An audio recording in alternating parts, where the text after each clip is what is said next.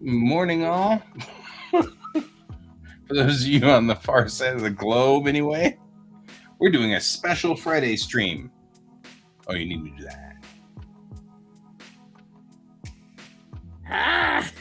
You're like, we're not doing the thing. We're not doing the thing. Hi, Sarge. Hey, Sarge.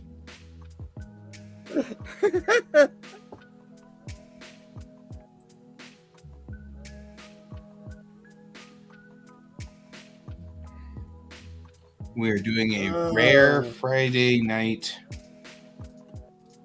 session.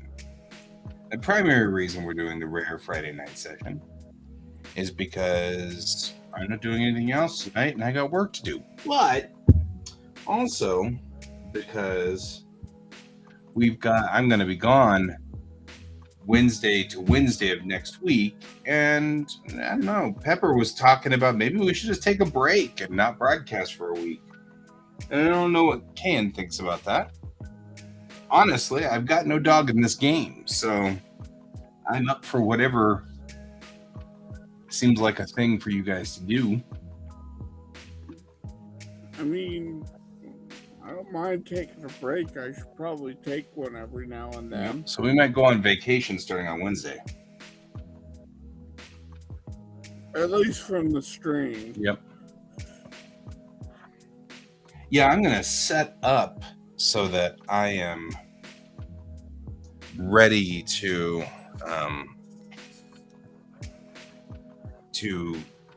get set up so that I can take with me things to do 3D wise, because I can do 3D stuff on my Surface.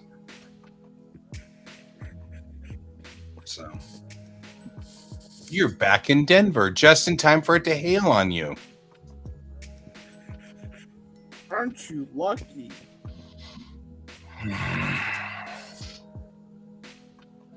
Yeah, I was in Aurora.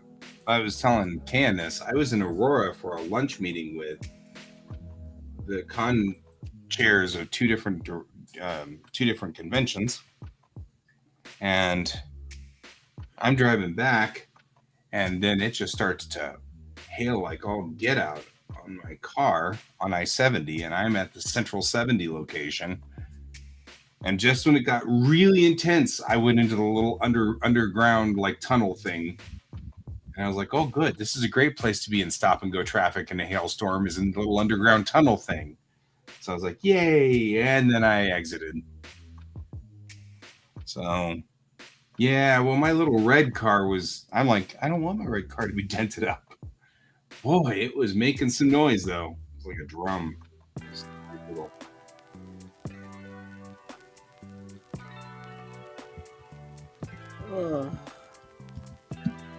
I hope Kat shows up because, one, I have questions for Kat. That's the battle plan. Questions for Kat. Kat doesn't show up, though, for a while. That's fine. I'll be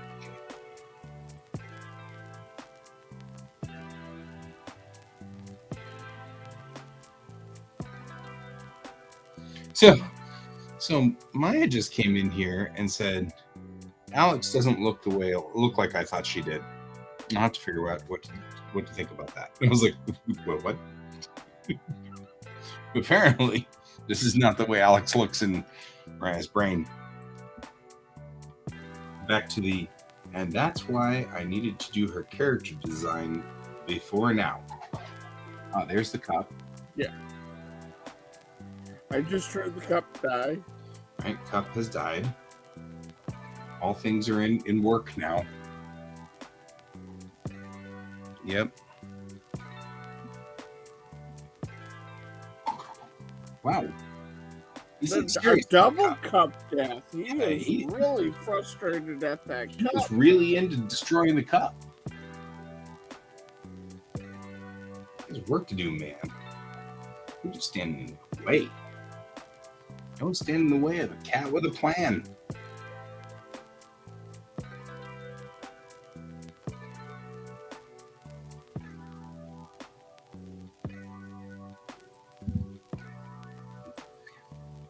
It's a little weird. definitely a little weird.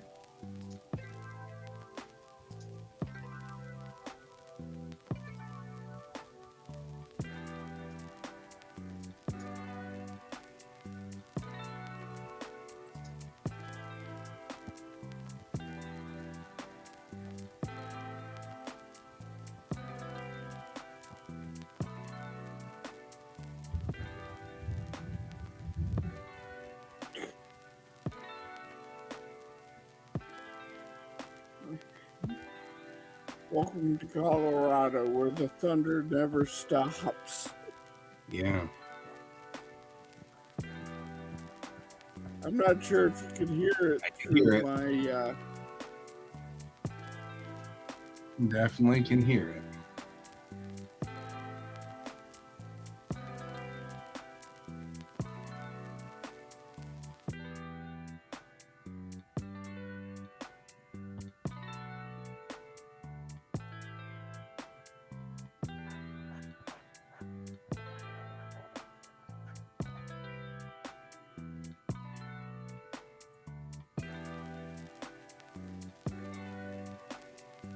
You're almost out of battery. Sarge! Sarge! Can you hear us? I don't know why. Out of battery equals like not being able to hear us, but you know, work with me on this one. We're like, see you later, Sarge.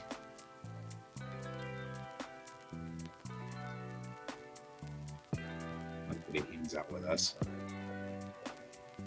These good people.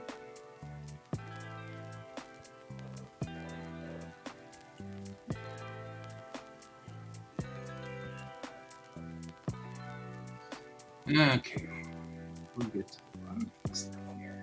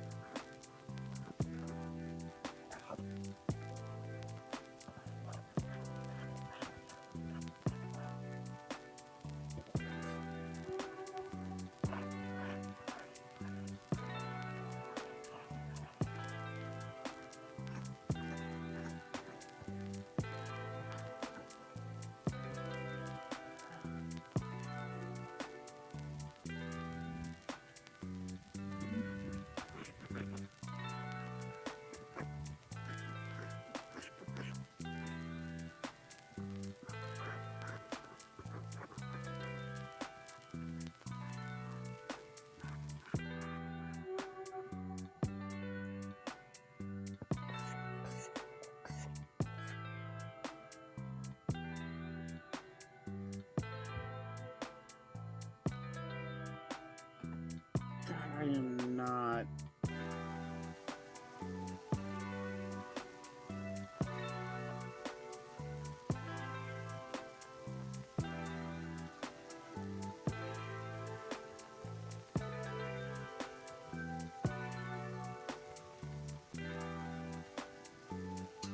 So my niefling graduated today. And I went to their graduation ceremony at open school. And there's a special thing that our school does that no other school that I've ever heard of does, which is that you have what's called a final support meeting.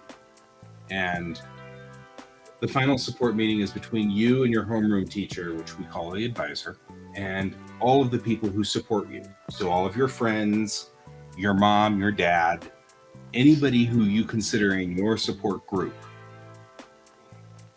And Okay. at the final support group meeting, we all tell you how cool you are. You know, all the things that we've seen you grow through and all of the problems and everything, and you kind of recount your experience in high school. And even your friends and all of your buddies do it too. And then at the very end of this all, okay, thanks, Kat. At the very end, your advisor pulls out your diploma and gives it to you. Right there, right then, you are done. Tomorrow they're going to have the ceremony where everybody walks around and they get handed the diploma, but the diploma that they will be handed is empty. There's nothing in there. So they're just handed a thing because open school doesn't consider you done until you've had a final support. So you're not done until all of the people in your life get together with you and effectively say goodbye to this era of your life. And I realized sitting there at their final support meeting that this was the first final support meeting since my final support meeting in 1992, because of the way that I had screwed up everything so badly. I had my final support meeting 3 days after graduation. We never did that at my school. No, this is an open school thing. This is very open school. This is back to because I was actually talking to some of their buddies, because they were all there. And this one of their buddies was chatting with me, and I'm like, there's a reason why open schoolers are all connected to open schoolers, is because we're a very small school and we do very different things that nobody ever does. But my nibbling was in the theater. Hey, Merrick. And so naturally their final support was on stage in the theater. The theater is shut. I mean, it's shut down because no play was going on, but there was a circle of chairs they put on the stage because that was the most important place for my nibbling. That was their safe space, if you will. That was their home base. They were home based out of the theater on stage. And it's so cool. I love my nibbling. They are so cool. They're the ones that are really getting me used to they, them pronouns. It's been really hard. Especially that particular individual, because that particular individual I have known since they were very, very wee. But dealing now with an 18-year-old version, an almost 19-year-old version of that kid, it's so astonishing how much like me they are. And I realize that there is like this very special connection between them and me that is very cool. Just a very unique connection. Very deep connection between the two of us. There have been some pretty rough times in high school, and they've come to me for help and stuff like that. And I'm always so grateful. See, that they are my entire last bit of life plan, because I've already given them deep instructions.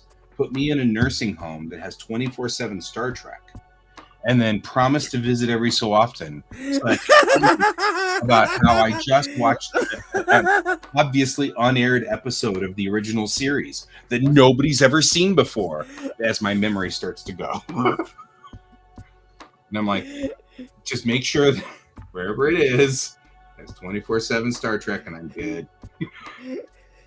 They're like, you got it, Uncle Guy. That's the plan.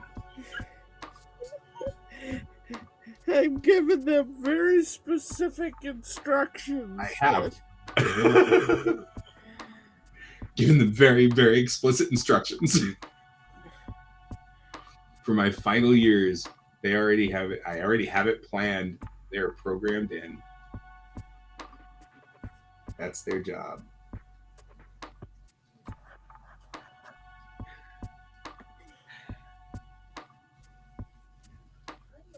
And I drafted them for Iacon.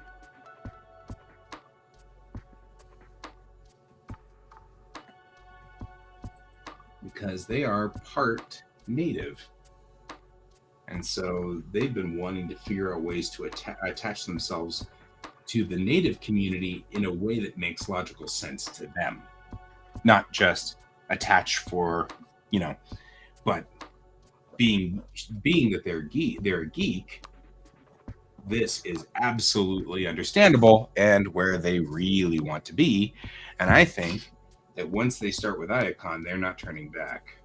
They're going to stay with Iacon and be one of the most important people in Iacon at some point, because that's all that all makes logical sense in their world. It's total geekdom environment, and and stuff like that, and they're geeks, so it works. I'm standing there with my nibbling and their closest friends. They're like 5 closest friends, and they turn to their friends and they're like, "So the interesting thing, hey David," they go, "The interesting thing is, of the 6 people standing here, only one of us is straight." And then they all looked at me, and I'm like, "What?" I'm like, and then I told them my theory or Alex's theory, that I don't think any of us are straight. I think it could be 95-5, which is what I think I probably am. I'm sure there's probably on the outside edge, there's like somebody out there, which I'd be like, oh, I don't know, that's kind of cute, But I don't know if any of us are 100% straight. I think that's my buddy Alex's theory, is none of us are 100% straight. And it's like, that's just an interesting thing. But they all the kids were like talking to me about this and stuff. But the thing is, they all sounded like open school kids. That's a very different thing. Anyway, it was cool being there. It was cool being back in my old high school, rumbling around. And yes, final support meetings are awesome. Our school was pretty cool.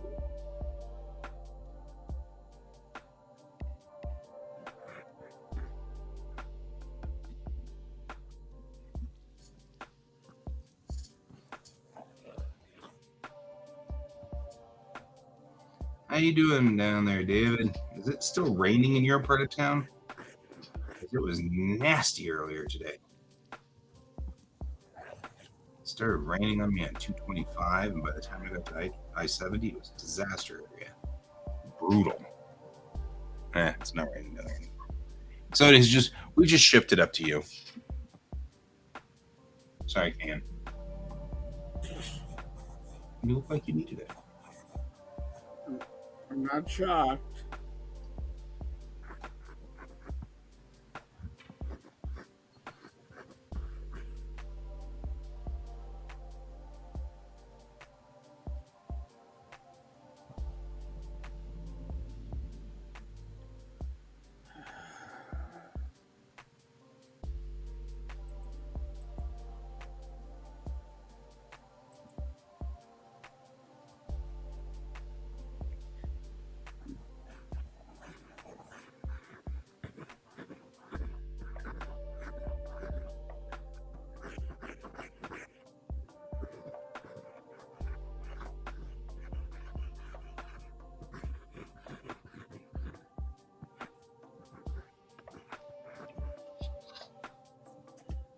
It's all right.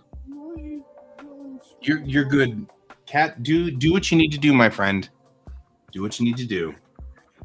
We're not in any hurry. I'm drawing here and stuff. By the way, Kat's going to do a check on all of our stuff. So be prepared for that.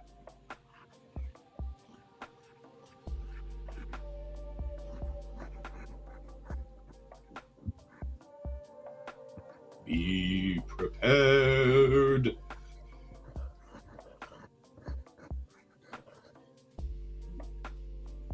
I'll be right back. You're herding cats, huh? Okay, show me.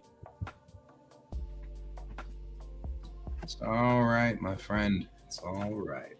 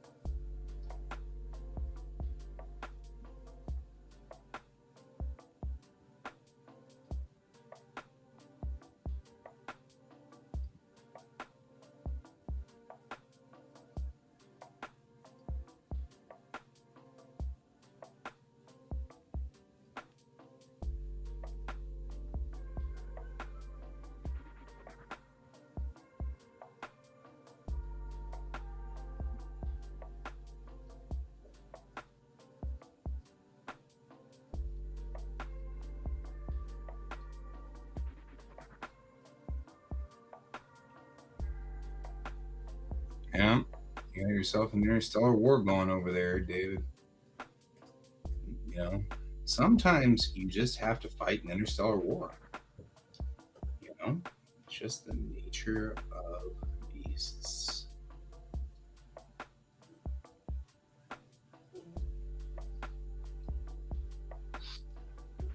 Oof.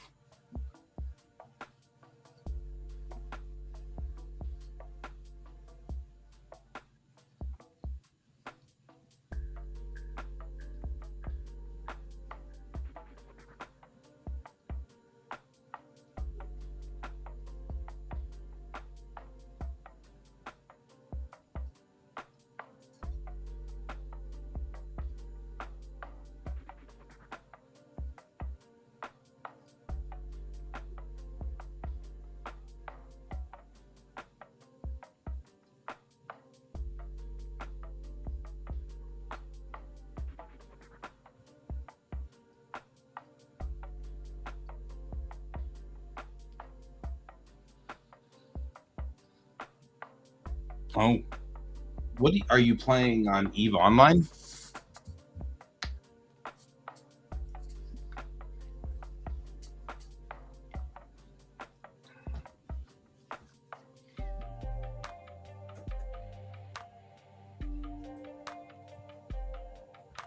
Oh, Stellaris.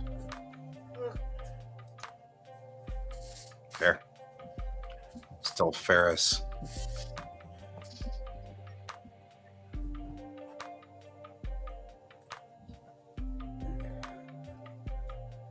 I'm back.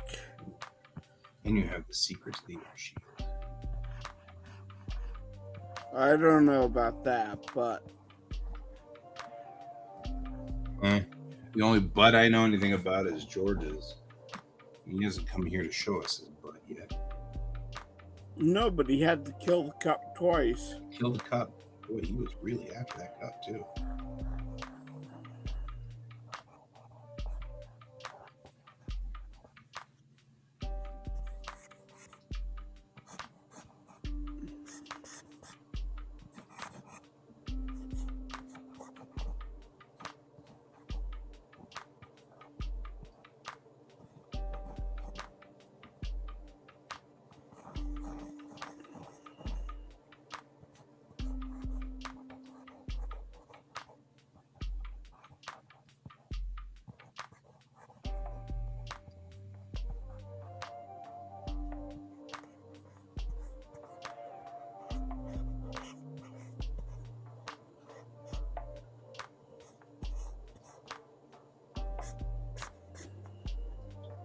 I feel like Stellaris is one of those games that if I ever get involved in it, I'm doomed. What is this? Stellaris. Oh, yeah, with all the add-ons to it, and yeah. I mean, just listening to David talking about it, I get the feeling I get stuck in that game so fast. That's one of those. Someday we will take a vacation. And when we do, you and I will take a break for a couple of weeks or something. And then I'll play Stellaris. So next week. Right.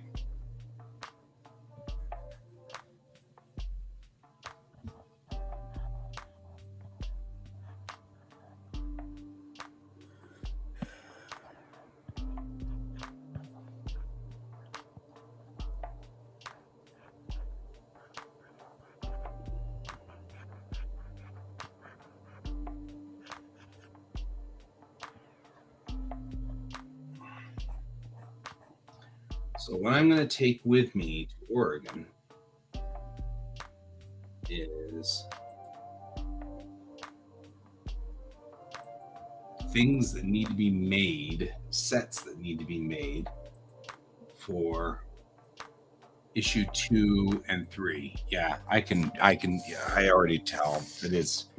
It is so my kind of game, and I'd be a hopeless cause. It'd be horrible. So my friend Tick Tick Yep. streams A couple minutes Stellaris. Yeah. And they exclusively play the consuming horde on there. Hey, you? Yeah. We were just talking about how no one has seen your butt all day. All day. Think about it. Not a soul has seen your butt. Nobody has. They saw it this morning, didn't they? Maybe. But Yeah, there's just not enough cat butt. Yeah. You know what my stream needs? More cat butt. I got a fever. And the only thing to cure it is cat butt. I wouldn't admit that too loudly in public or to a psychologist. I see my psychologist next week.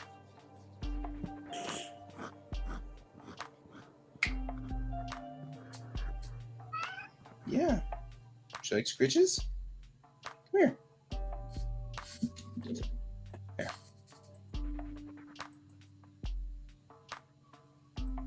Why are you hesitating?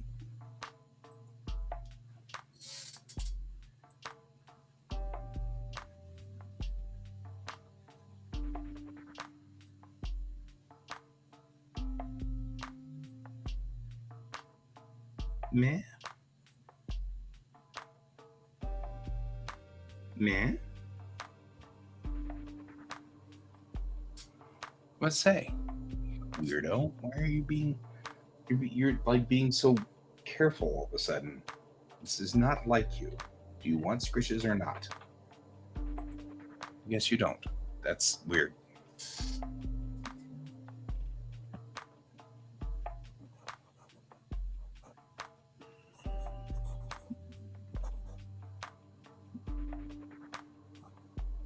Or is it that you don't want scritches unless I'm working?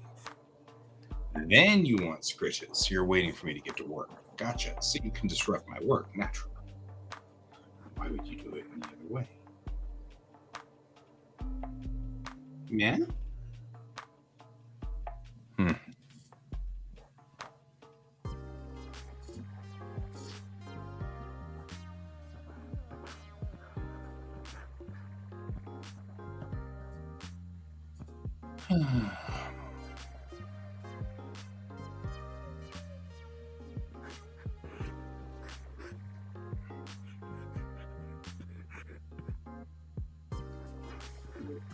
All right. Hello?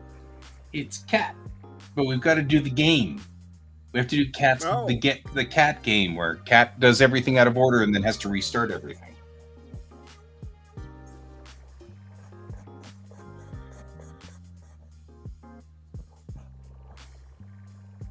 We still can't hear you.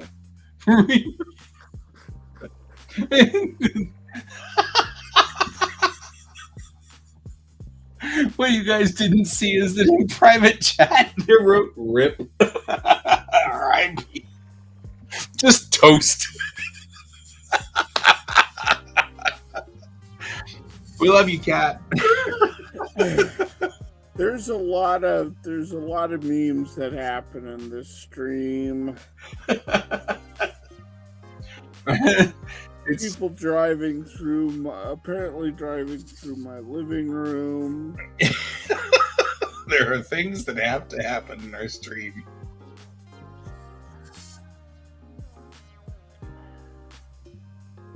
And that's one of them. I'm saving that because it's beautiful. It is a thing of beauty. These things make me happy. It's all good.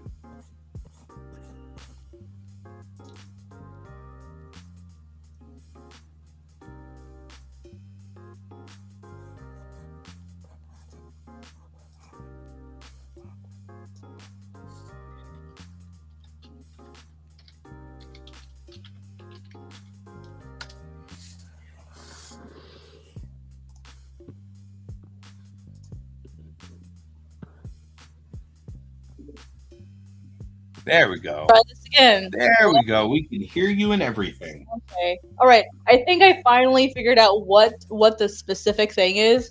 I need to start Firefox after I turn on the virtual camera. I think that I have something similar where there's Mhm. like an exact order that things must be in. Yeah. OBS really freaks out otherwise. Yeah, I've noticed. Like it's like I kept thinking like maybe it was just like opening OBS and then opening Firefox, but I'm feeling like I have to start the virtual camera and then open it. Right. So. But I've got to say, you just made my entire day with that rip. Yeah, I heard you laughing at me. Dude, I wouldn't call it laughing at, more like laughing ironically with. You know what I mean? It's like a certain amount of. It's just the way of the world. You know what I mean? Like. Oh yeah, it's been a hell of a really weird day because, like I said, I'm cat sitting. You know, I'm cat sitting this weekend, and before. Like I had to do an article today. Technically, I had to do 2, and I didn't get the other one finished. So I'm like, you know what, F it. Like I'll do it tomorrow. Like that's the kind of day that it was. Like I stopped early today, That's and because Kevin could see that I was just not. I just was not having a day. I was having a day today. Today is a day. Like before I even got my article done, like for Fresh Fridays article wasn't even done and approved until like 2:30, and they usually go out on Twitter at 2. Like before we even had our meeting, like we have a weekly Friday like meeting. Before we even had our meeting at 12, like I'd already cleaned up Cat Peak like 4 times. Right. And of course, like you have to get up and clean it when it happens. Otherwise, it like, just gets hard.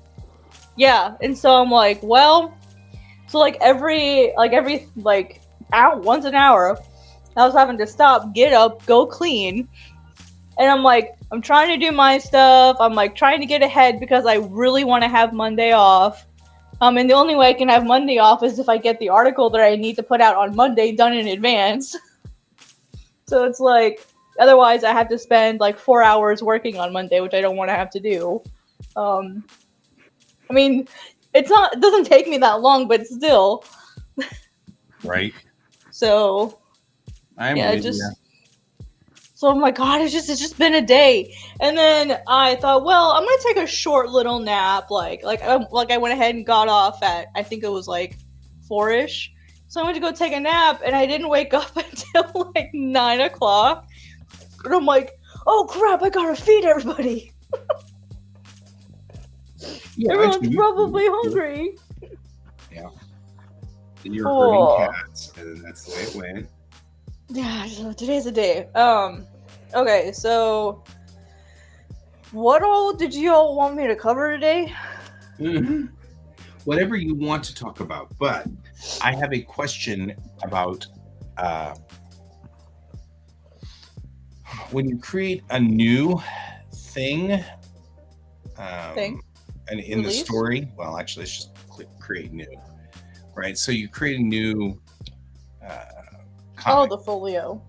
Right, and I wanted to talk about folio and just understand what this means, because I don't. Because we had the last time you were in here, you said, "Don't worry about folio. We'll talk about it later." Well, now I'm kind of thinking that it tells me a little bit about some other pieces here that might be useful. So I'm trying to figure out, what does folio do?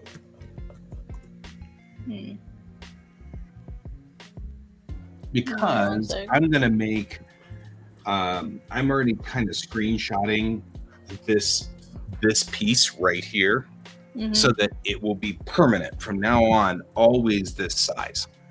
Because I was doing it wrong before, and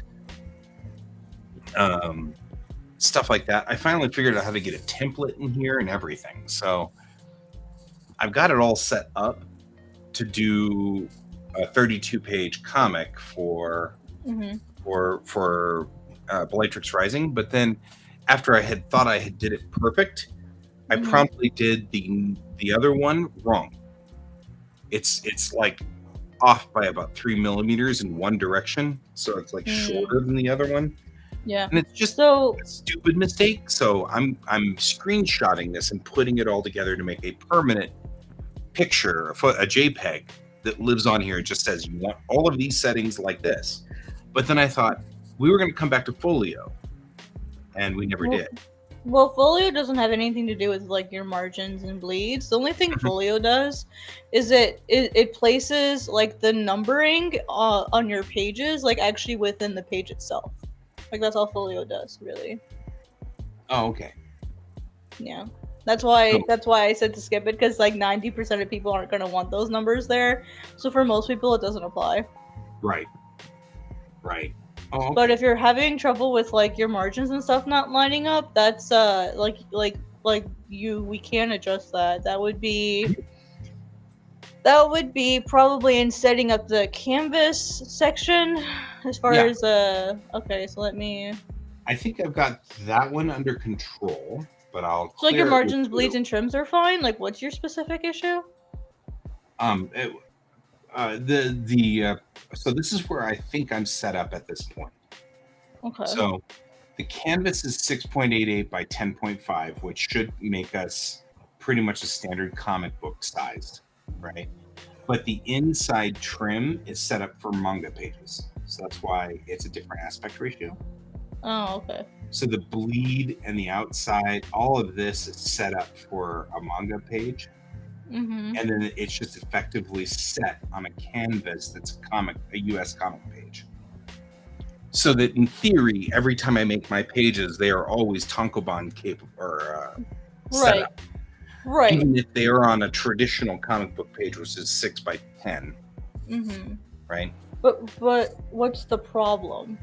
Oh, the only problem was I just wanted to make sure, because this folio section over here on mine was not set up. Oh, you just wanted to know what it was. Okay, yeah, it's just for the numbering system. And that's totally cool.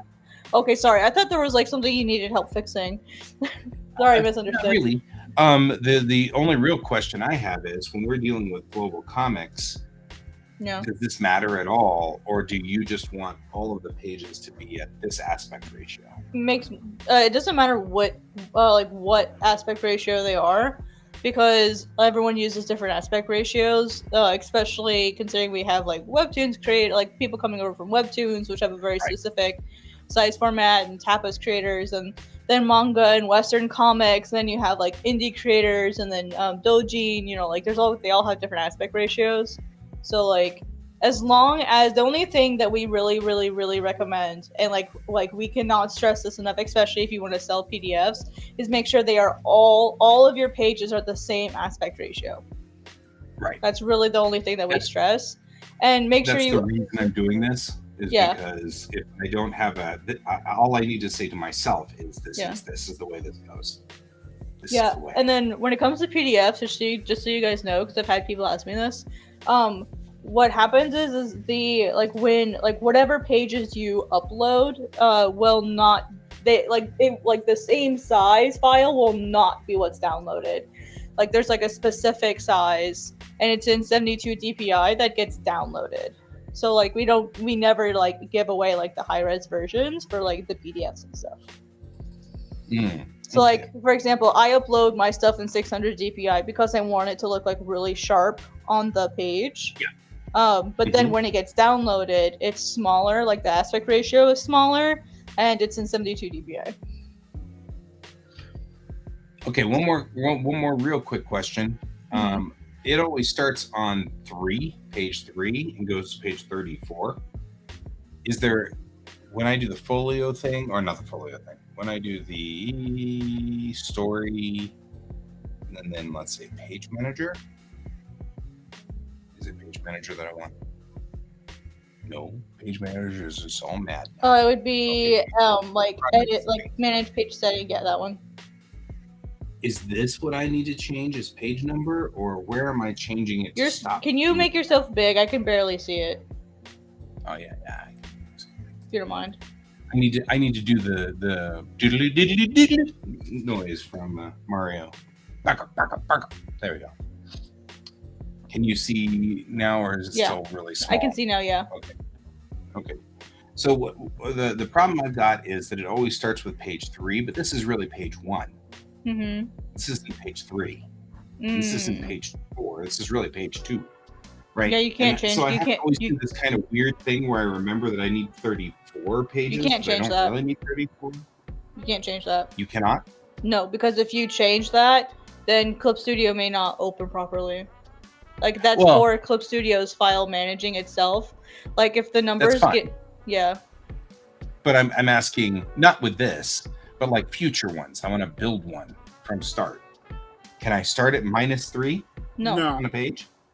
Okay. No, No, that's just part of It's just it's tucked just out. part of Just Clip. remember. architecture of Clip Studio. I agree. Okay. It's frustrating for me, like the same reason it's frustrating. Like especially when I'm exporting pages because I don't need all of the pages. Like because I start with like my chapter 1 doesn't have my outer cover because that's like my series cover. I just have like the chapter cover and then it starts from there, and so I have like 3 or 4 pages at the beginning that like don't even get uploaded. And so like page 4 is actually my page 1, but so it's like like a brain when I use Comics Flow. Have I shown you guys Comics Flow yet? I don't believe so. What? I need to update it, so like don't be mad at me. Like everything looks like out of date. It'll look out of date. I'm totally mad. And deadlines and stuff. I have no idea. Oh yeah, I remember this. This is sort of like a timeline for work. Yeah, so what's really cool about this is if I go into my page manager, your pages are due. This because this is part 1. Part 1's already done, so I just never marked it as finished. It's like what's really cool here is if I click on the page, I can actually like properly name it. It's like for chapter 2, it's different. So like it's the chapter 2 page. Oh, you need a different page. And this is Comics Flow? Yeah, Comics Flow. Just comics like comic with an S, and then a flow like FLOW. This is currently in beta. You have to ask for access. They actually had sent me an email asking if I was interested in being a beta. And at first I was like, why would I want to do that? Like that sounds sus. But then I tried it and it has been amazing at helping me stay on track. So what's neat is every page you can give a name. So for what I do is I give the names, or I name the page in here based on I'm still like learning how to navigate this like effectively, but what I'm able to do is I'm able to actually give it its own name so that I know, oh hey, like for my uploads, like what I can do is I can just match this to my Clip Studio document and I'll be able to know like exactly which one's which. But what's really neat is if you work like if you're the sort of person where like having deadlines and time frames really, really helps, you can set all of this stuff. I need to mark all of these as done. This is all of chapter. Wait, is this all of chapter 2? I need to figure out what I did here because chapter 2 does not have that many pages. That's bizarre. Okay, so here's all the projects I have. This one's already done, so I don't know what's up with this. Oh, let's try to cut out like a bunch of pages. That's what's happened. So like, here's the part that I'm working on right now. Like a bunch of these are done, but you can come in here. You can create like you got your own custom set of like steps that you have to make, and then as you finish, you can just mark them as done as you finish them. Like my first couple, like the only sucky thing is if you like forget to update it, you have to go by each one by one. And if you notice the progress bar up here, like changes as you complete it, and it'll actually give you like a percent of how much you have done versus how much time you have left to get everything done. So I've got like a bunch of these that are actually done now. I just need to upload them. And what's really cool is if you add people to your team or if you have multiple people, you can actually upload the image for that task. Oh, that is actually useful. Yeah.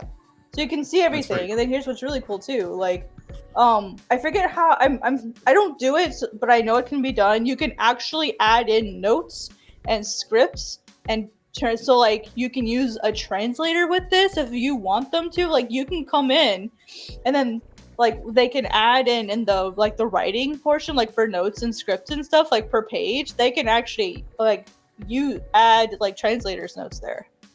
That way you can open the page, you'll know exactly what page it is, and then you just add it. Like I'm still learning how to use all the tools. So I need to learn how to do that, but I plan to use this with my translator and go, here's the page, like here's the writing portion, just like put in the script, and then when you're done, just like mark it as done, and then I'll know that it's done. And then I just need to have like an extra step where I'm like, okay, now I have to letter it.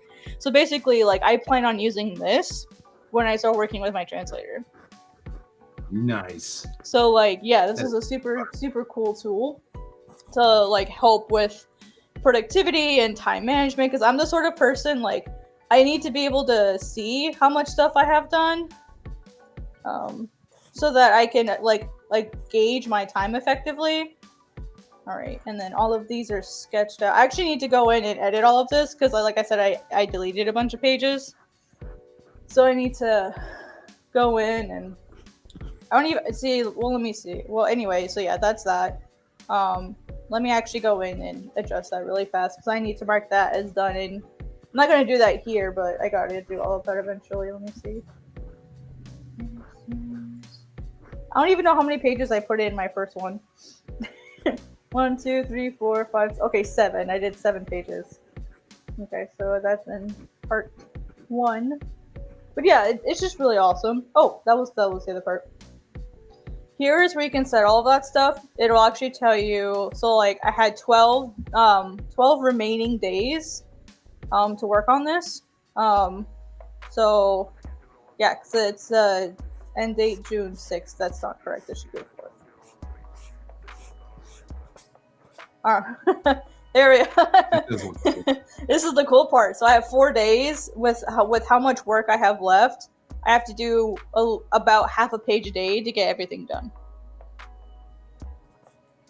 This, like, just this here has been such a lifesaver for me because, you know, with all the stuff I have with global comics and like my classes, like I can basically look at, okay, like, oh, can you guys hear me? Yes. Yep. We can still hear you just fine. Okay, sorry. All right, yeah, it just told me like it had issues, like it had connection issues. We're having one of the streams is having connection issues. Okay. Which is not actually us, I think. Mm-hmm. And then what's really neat, so like if you want to take like, you know, say you want to take like Sundays off, you can do that, and then it'll readjust your math for you. So, and then you can add it in. So like if you have only certain days of the week that you work, you can add that. If you want to have like your start date, your end date, you throw that in, and then how many steps you have. You can also like edit all of your steps in here. So for example, all of these pages are this is part 2. I would want part 1. If I want to go in and make this easy, I can just go in. Oh, maybe I can't. I thought I could. Okay, this must just be viewing the stats of each page, and then it'll take you in here to like directly to the page you clicked on. So just super neat stuff. Yeah, 1, 2, 3, 4, 5, 6, 7. There are too many pages. Okay, yep, that's why I was like, what the heck? There's too many pages in here, so I only need 7. So I need to edit this. So I don't need any of the 1, 2, 3, 4, 5, 6, 7. So I don't need these anymore, so I can just delete. Also, you can clone pages. That way, say like you customize your settings, blah blah blah, like you know exactly what steps you want. You can just clone a page and you won't have to make all of your settings again. I told them it would be really nice to be able to clone entire projects. That way, because you know, especially if your chapters are the same, like chapter to chapter. Yeah. That would be really cool. I don't know if that's something they've done yet. But like I've been working, like giving lots of feedback to them about this stuff. That's cool. Yeah. All right. So then the last one, this is done and done. Okay, cool. So now it's all done. And then I can go back to like my main area and it'll say that, hey, look, you're all done. And then you just have to like, I think you just have to mark it as completely, but I think it automatically updates it. Nope, active, done. Okay, so yeah, you just mark it as done, confirm, and now it's in your completed section. Sweet. And you can, and you can actually like see like upcoming projects. Like I need to add more. I think you can only have 3 active projects at a time, or like 3 total. Like I need to actually come in and update these now that my schedule's been adjusted because of Manga Plus. So all my schedule's all messed up now. Because now I actually have to get the next chapter done in the next month. Instead of 2 months like I originally planned. Right. Anyway, sorry. That's all right. This is really cool stuff. I really like it. You can ask to be part of the beta. You just have to let me get the Twitter thread you have to reply to. Because you have to reply to a specific Twitter thread.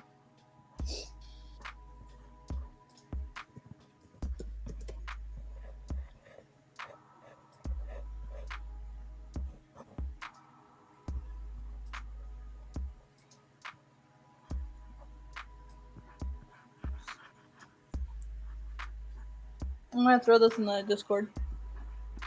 Cool. Thank you. Mm-hmm. And Yeah. you can get over So to if you guys are the kind that likes having plans, like seeing like what is the bare minimum that I have to do each day to get my stuff done, like if you're that type of worker, this was really, really great. Right.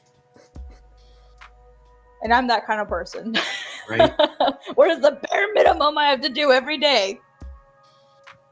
Because I'm a little lazy, to be honest. Like just because I have just so much stuff to do, I can be a little lazy sometimes. And nothing wrong with that. All right, so let me bring you guys up so I can start your review or whatever, because it's already midnight. All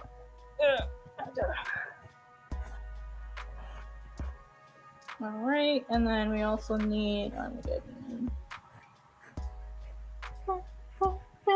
All right. How often do you guys check your analytics? About once a weekish, give or take. Okay. My analytics have been That's pretty fair. much flat for a while. So, Mm-hmm. and up until recently, they haven't moved much. And you can see them if you look at the long-term run on it. It's got a huge spike, and then it just doesn't.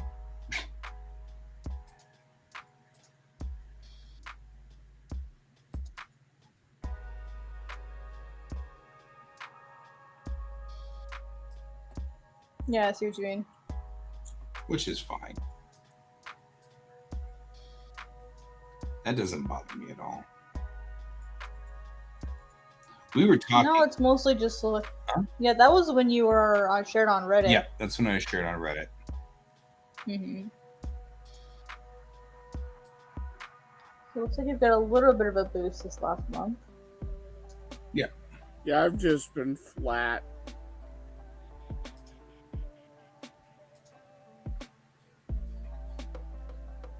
No, let's check.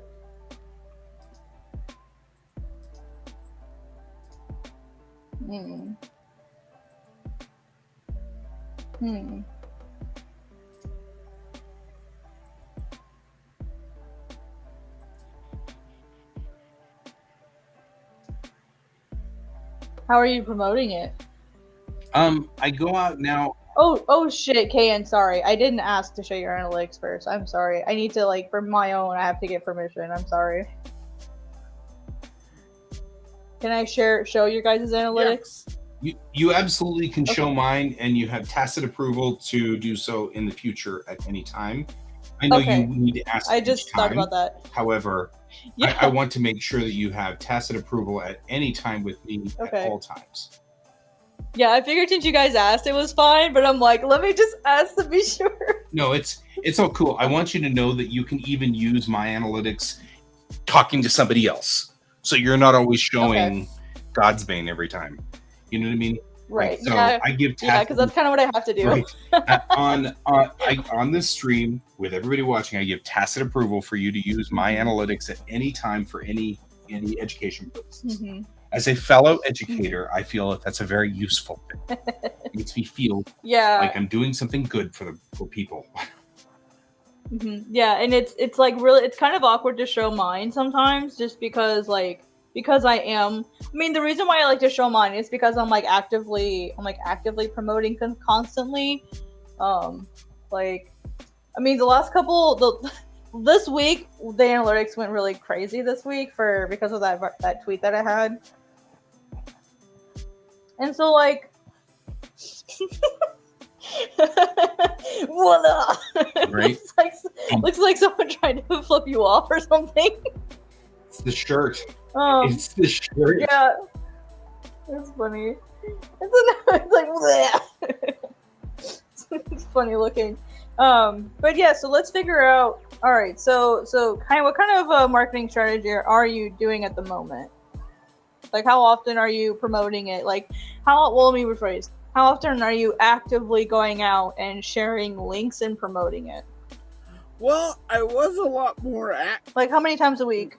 I was a lot more active with Twitter until they started really cutting back on things. And so now I've just been kind of dead in the water because I don't know if I should promote it more on Twitter, even though Twitter like actively disengages you from doing that. So I'm kind of stuck in a weird area right now. Yeah, I can't really use mine as an example just because like I wish I could like cut out, like make a custom selection. I wish I could do that. That would be really helpful. If I could make like a custom date selection to like exclude this. But like in general, like I've still like before this happened, like in general, like I'm still having Twitter like be one of my strongest sources. So it's not impossible.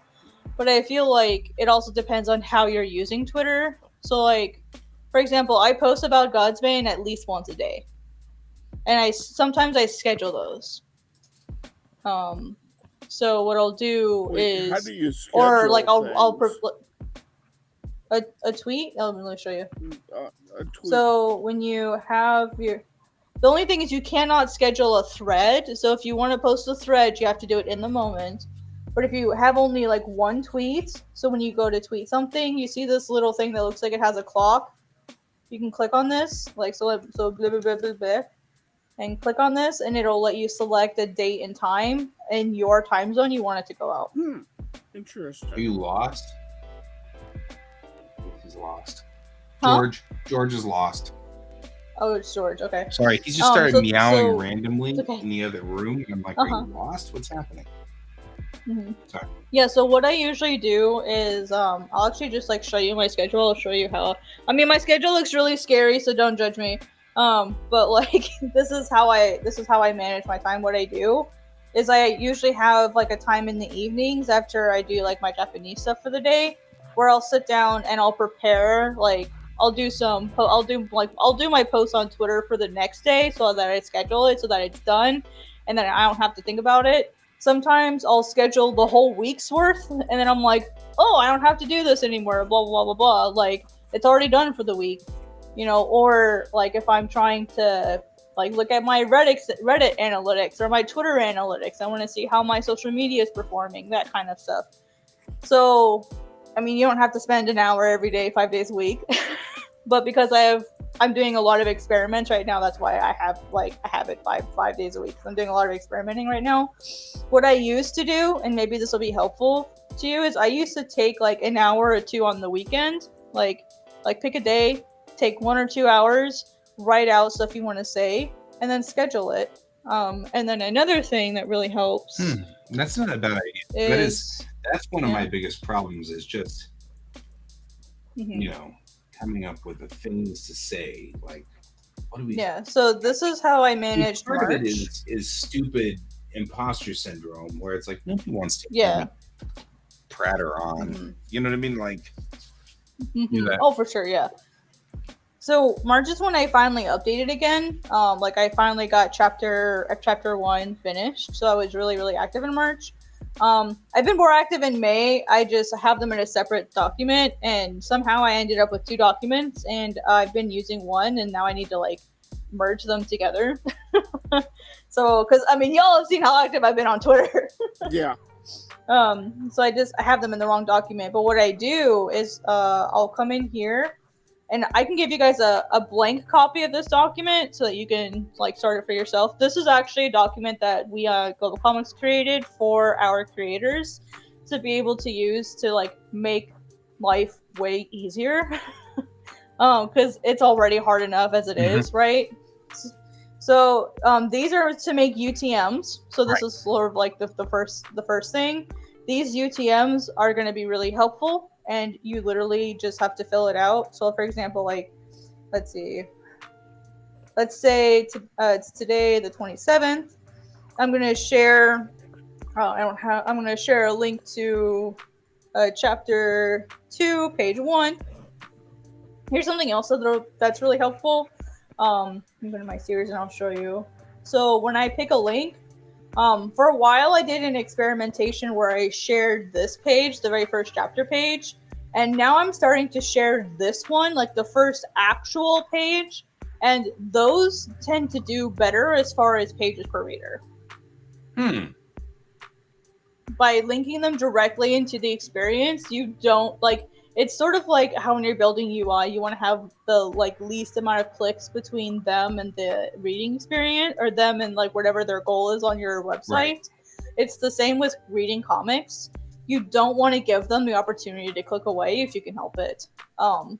So, you know, and so specifically tell them, here's a link to page 1, or start reading chapter 1 here, or like whichever episode or whichever release you're sharing. Right. So like you can start that way. They know when they see the link, hey, this is where I start, and then boom, there's the first page. They keep going. Because if they see this and they don't like the cover, there's a chance they could walk away. If they go to the series homepage and then they read the summary, they might misunderstand it, or they might think, I don't want to read it. Or they'll look at like your view count and go, oh, I don't actually want to read it. It doesn't look popular. Like, don't give them that opportunity to double think it. So by putting them like directly into the reading experience, they don't get that chance. Gotcha. Okay, so I need to start doing that. Got it. Yeah. So let me grab the link for that. Yeah, so let's say I'm going to share it in our Discord. Mm-hmm.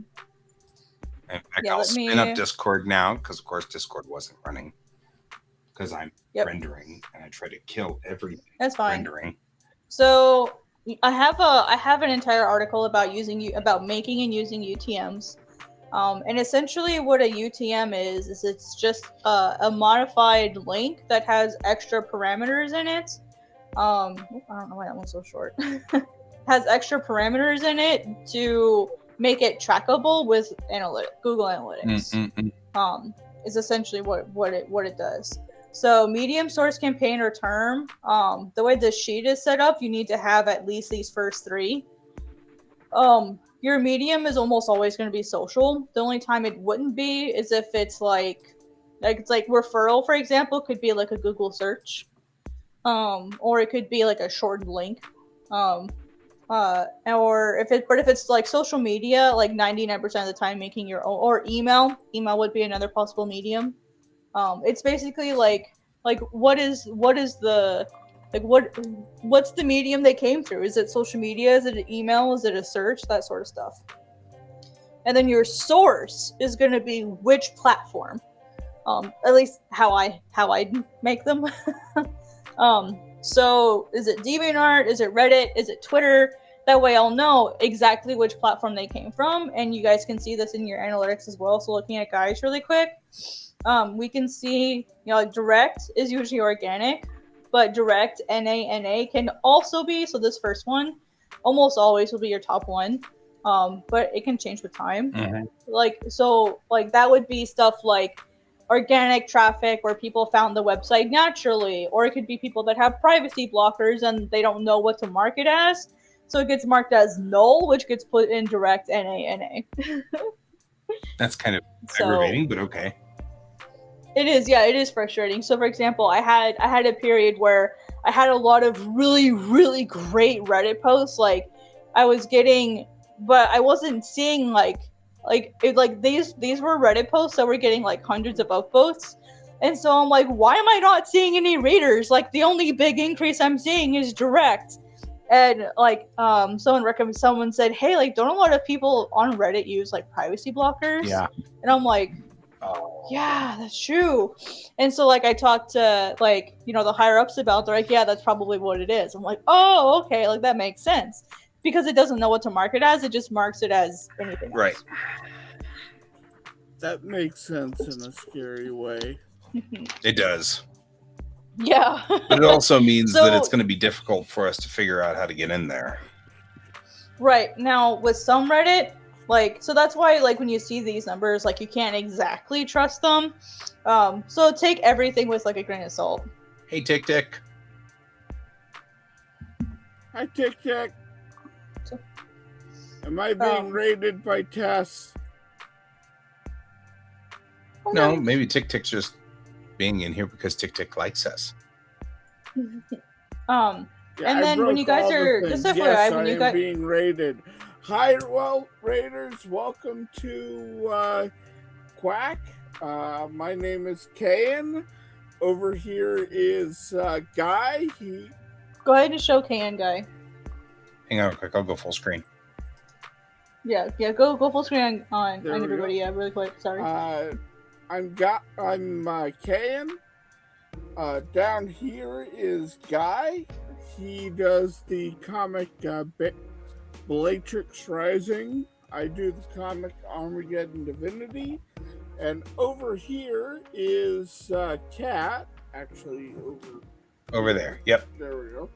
It's Kat, and she does they do the comic God's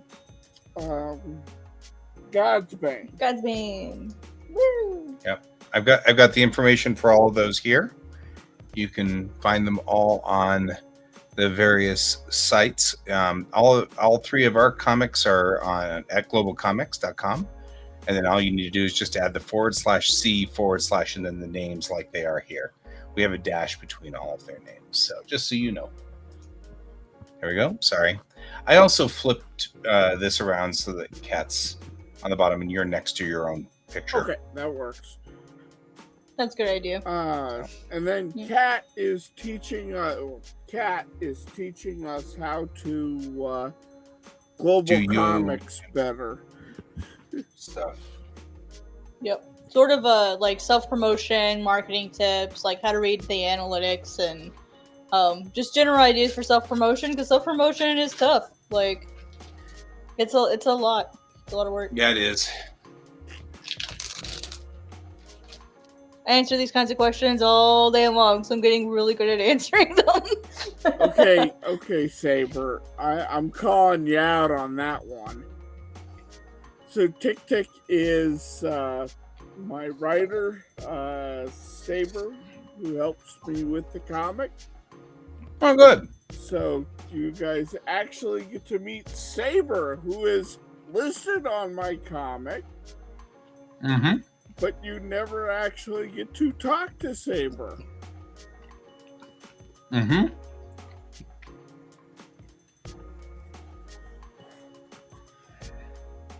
Oh.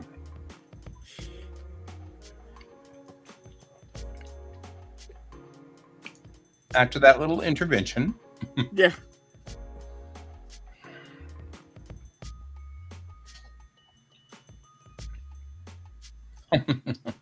Right. Nice. Okay, so what I was talking about is UTMs, making UTMs and such. So going back to creating the links that we're going to use for our marketing, I know I'll get a link to the sheet for you guys. There's actually like a better version of this, but I still use. That's why I'm sort of like between sheets, as we have a better one. Mm-hmm. And that'll be the one that I link to you guys. I'll actually grab that link for you in a minute, and I'll actually show you how to use it, because what's really cool about that particular sheet is it allows you to essentially create your Twitter posts and post it to Twitter through the sheet. Wow. And it'll do it for Reddit too. Yep. You're able to manage all of that through that particular sheet. And so that's why I'm in the middle of like migrating everything over to that sheet. Right. It's a really fantastic sheet. It's awesome. We actually have an entire article and video on how to use it. and it saves so much time. Like that's how I'm able to do everything so quickly, and able to like save so much time is because that sheet just helps us do everything. Pretty kick-ass, actually. Yeah, it's amazing. So essentially what I'll do is so I'm gonna have social because I'm gonna be using a social media. Let's say I'm gonna use Twitter, so I'll just copy Twitter down in here. Let's say I'm doing a special promotion. Like let's just make up a holiday. It's Dracula Day, and my characters also drink blood. So I'm gonna do celebrate. So I'm celebrating. It's an event, or something, and then I'll say what the day is. Dracula Day 23. I spelled it wrong, but whatever. Oh, I forgot to drag this down. Sometimes I forget to drag this all the way down.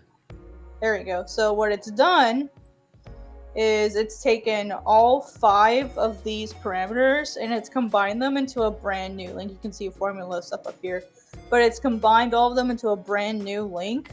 And so if I were to click on this and start reading Godsbane, it, like anyone who clicks on that and starts reading Godsbane, it'll let me know in my analytics that somebody used it. It'll tell me how many people used it, and then the total number of pages all of those people have read. Okay. So what's really handy is, say I have one for Twitter, say I have one for Facebook, and say I have one for Reddit, or say I have 2 different subreddits that I posted in, I'll be able to figure out like which subreddit performed better, most likely. Again, privacy blockers can kind of contribute to it being harder. Right. But let's just say that they didn't. Let's just say that none of them use privacy blockers. I would be able to tell like which one did better, so that I can say, okay, why did it do better? Was it the subreddit that I shared in? Could the time and date have been a factor in sharing it? Like maybe I shared it in like a vampire subreddit, and like people just went ham over it, and say like I had a bunch of people, and then I had another subreddit that's like, say, my manga subreddit that I'm in a lot, and maybe it was just kind of meh. Maybe there's not a lot of vampire fans in there. I don't know. It could be any number of reasons.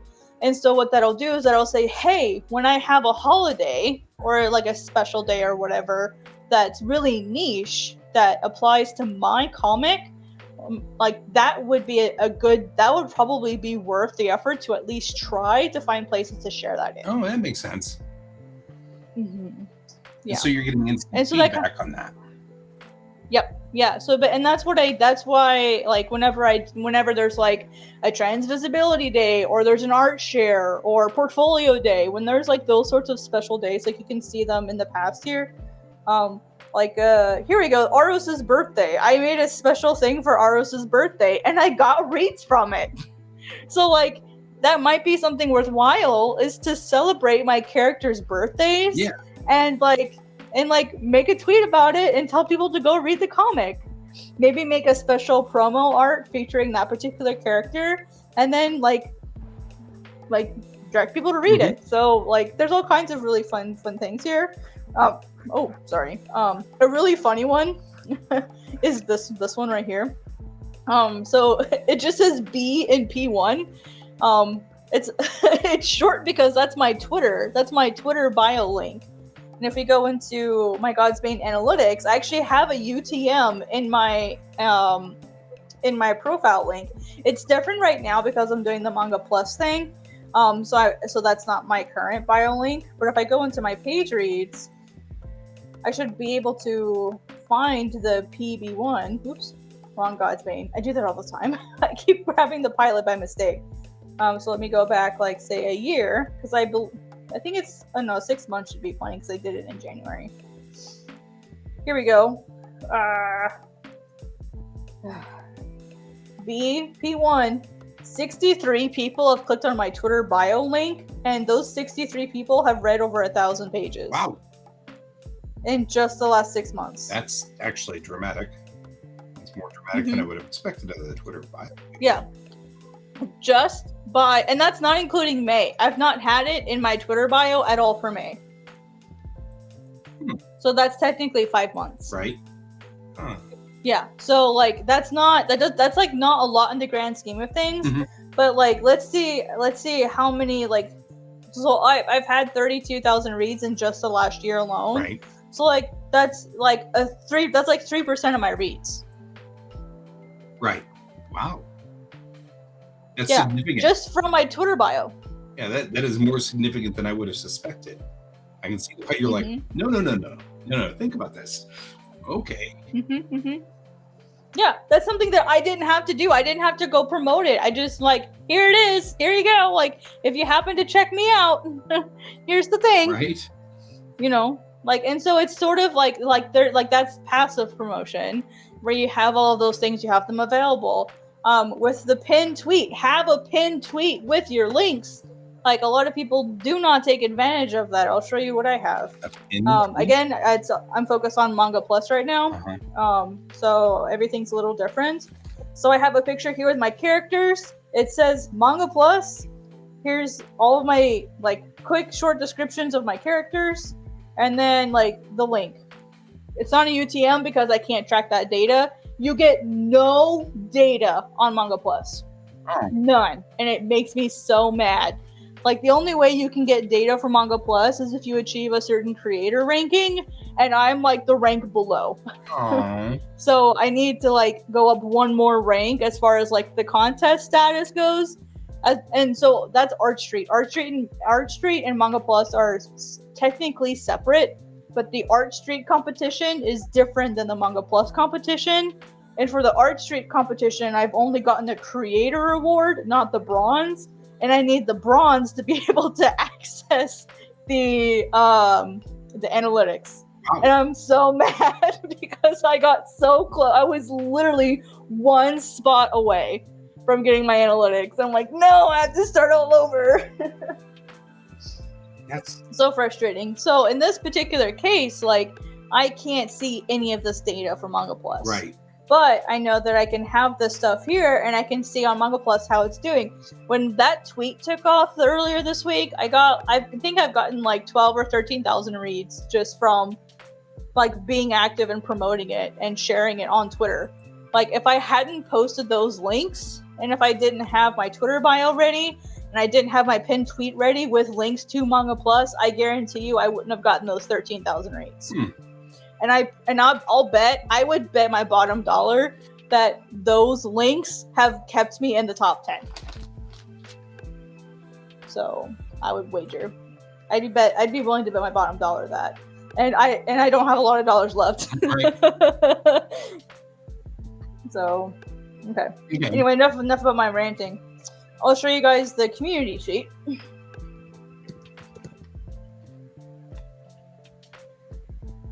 Oh, well, I know where to find it, so.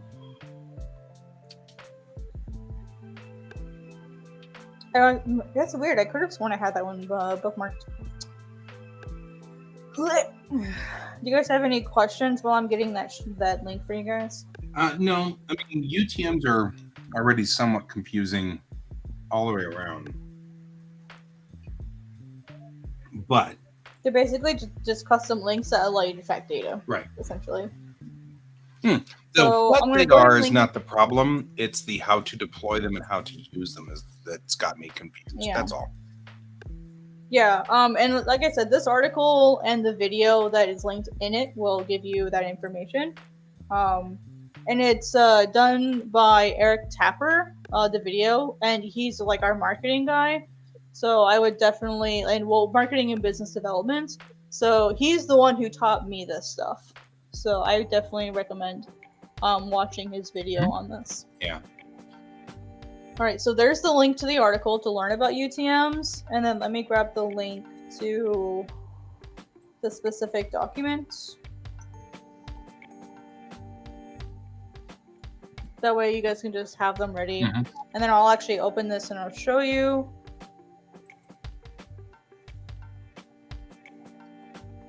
All right, so this is the magic sheet. Close that. Okay, so when you open this, what you need to do first is you need to make a copy of this before you do anything, because this is a public version of the sheet. We have some samples in here to show you how it's used, so make sure you make a copy before you do anything. So essentially what this will do is this is the same sheet as before, except it's a little bit different. Here is where you'll write out what you want the tweet to say. Here is where you'll add any hashtags that you want. We learned recently with Twitter, the more, if you add too many hashtags, it'll think it's spam and then push it down in the algorithm. You okay? Okay. You okay, Ken? You have inadvertently saved me. You're welcome. Yeah, lots of people really like this sheet. No, it had nothing to do with that sheet. Oh. We were talking about, hey, you can go and copy a file and then paste it. And issue 4 has been totally locked from me. All of my clip pages I can't bring up. If I try to bring them up, I'll show you on screen. Yeah. I get that error. And I'm dead. I'm dead in the water. Oh, I know how to fix that. Okay. Okay, yeah, I'll show you. Super easy peasy. Well, I'll tell you. Like, I'll tell you. So, click on. Here we go. So you click on. Barely an inconvenience. Huh? I'm just barely an inconvenience. You said super easy. Okay, no, you're good. So you click on. You'll make sure you select your. Well, you have to close all pages first. So make sure you save everything and then close everything so that only your story file is open. Because you don't want any pages that is in that story file open, because this won't work if they're open. Okay. Including stuff that is not in that keep the file. story file open. Keep the originals, like your story, your page management file. Keep that one open, but close everything else. Okay, I can't even open that. But you have it open right now. No, I don't. I have issue 5 open. I don't have issue 4. You can't open, so like your page management that has all your pages in it, you can't open that one? No, I cannot. Here, let me show you. Okay. Okay, so I'm just down. That's a cover for issue 4, but it's its own file. Okay. Okay, so I click on the issue 1 and I get that. The phone page cannot be found. Please check the location. Did you move anything or change any names? I did not move anything that I'm aware of, but who knows, I might have. You need to check, because if you move anything or you change any file names, then this is the error it'll cause. Yes, but you have given me the save on this. And that because you can just call. Because what? And that is, I go through and I select everything and do copy, paste, and now I can build a new story sheet. I was going to say, you should still be able to open the individual pages as their own individual files. I can't. It will not let me. I see. Okay, then yeah, it might be that it just got borked. Yeah, it is totally borked, but you have inadvertently done, and that was the moment I had of, oh my god, you just saved me. And you don't even know how you just saved me. Oh, well, you're welcome. I'm glad to be of service. Well, I hope I can save you with your promotion as well, because this sheet is amazing. So I use this sheet every day for work. Essentially, like this. So this column is where you'll throw in like what you want the tweet to say. Do you want to throw in? Okay. Oh yeah. Oh, that's right. Yeah, I forgot. Sorry. Okay. Now everyone can see. I'm over on Reddit. the Reddit one. Yeah. So I'll switch to the Twitter one. Yep. So tweet yourself right. So this D column here is your copy. This is your main like this is where you'll write like what you actually want the tweet to say. And then we have a separate thing for the hashtags. Again, be careful with hashtags because if you add too many, they're gonna think Twitter's gonna think that it's spam, so you don't want to add too many. Usually like 1 or 2. And if you have an SEO or a tag checker or a keyword checker, definitely use it. If not, that's fine. But what I always recommend is before you use a hashtag, go like actually search for it. You like do a Twitter search using that hashtag and then go to latest. Don't go to top, go to latest and see how often within the last few minutes it's been used. If it's something that's being used maybe like 2, 3, maybe up to 5 or 10 times a minute, that's probably a good one to use because it's active. But if it's like every 2 or 3 seconds, you don't want to use that tag. Or if it's something that's only being used like once, like every few days, you don't want to use it because people aren't searching for it. It's not an active tag. You don't want to use it. Unless the only time you want to do that is unless you are making your own hashtag. For example, like hashtag Godsbane or Godsbane manga is one that I use sometimes because if I use anyone Bellatrix Rising as a hashtag for everything. yeah, so like if I want to like make it easy so that anyone can find Godsbane, I do hashtag Godsbane manga because there is a Godsbane game. So I have to make sure I'm like, oh, Godsbane manga. So you can do all of that, and then what it'll do. Oh, and then the URL that you want to link to, you'll throw over here. So let me open mine, and then I'll actually do this with you. This is literally what I spend all day doing. So my brain is like, why am I working? Because you love us. That's why. Okay, so I accept that.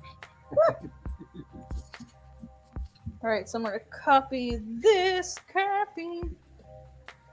All right, I usually give myself the time because I want to plan, especially if it's a thread. Then I can't schedule it because you can't schedule threads. And let's just say I'm gonna be like, everything is awesome, whatever. And then I'm gonna use the hashtag Godsbane manga. So I'll put that there, and then it should see how it compiled these two things automatically. Mm-hmm. And then if I want to add a link to Godsbane in here, I'm just going to grab this link because I don't care. Whatever, you guys get the idea. Whoops.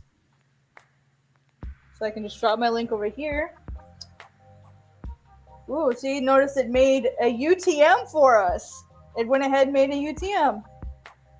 So because if we look at what's over on this side, we have social, Twitter, and then I have this. Your guys's will be a little different because mine's made to be specifically for Global Comics. And then here's the keyword, which it uses for the time. That way, whenever you look at the tweet, I'll know what time these tweets went out. So that's just how mine is set up.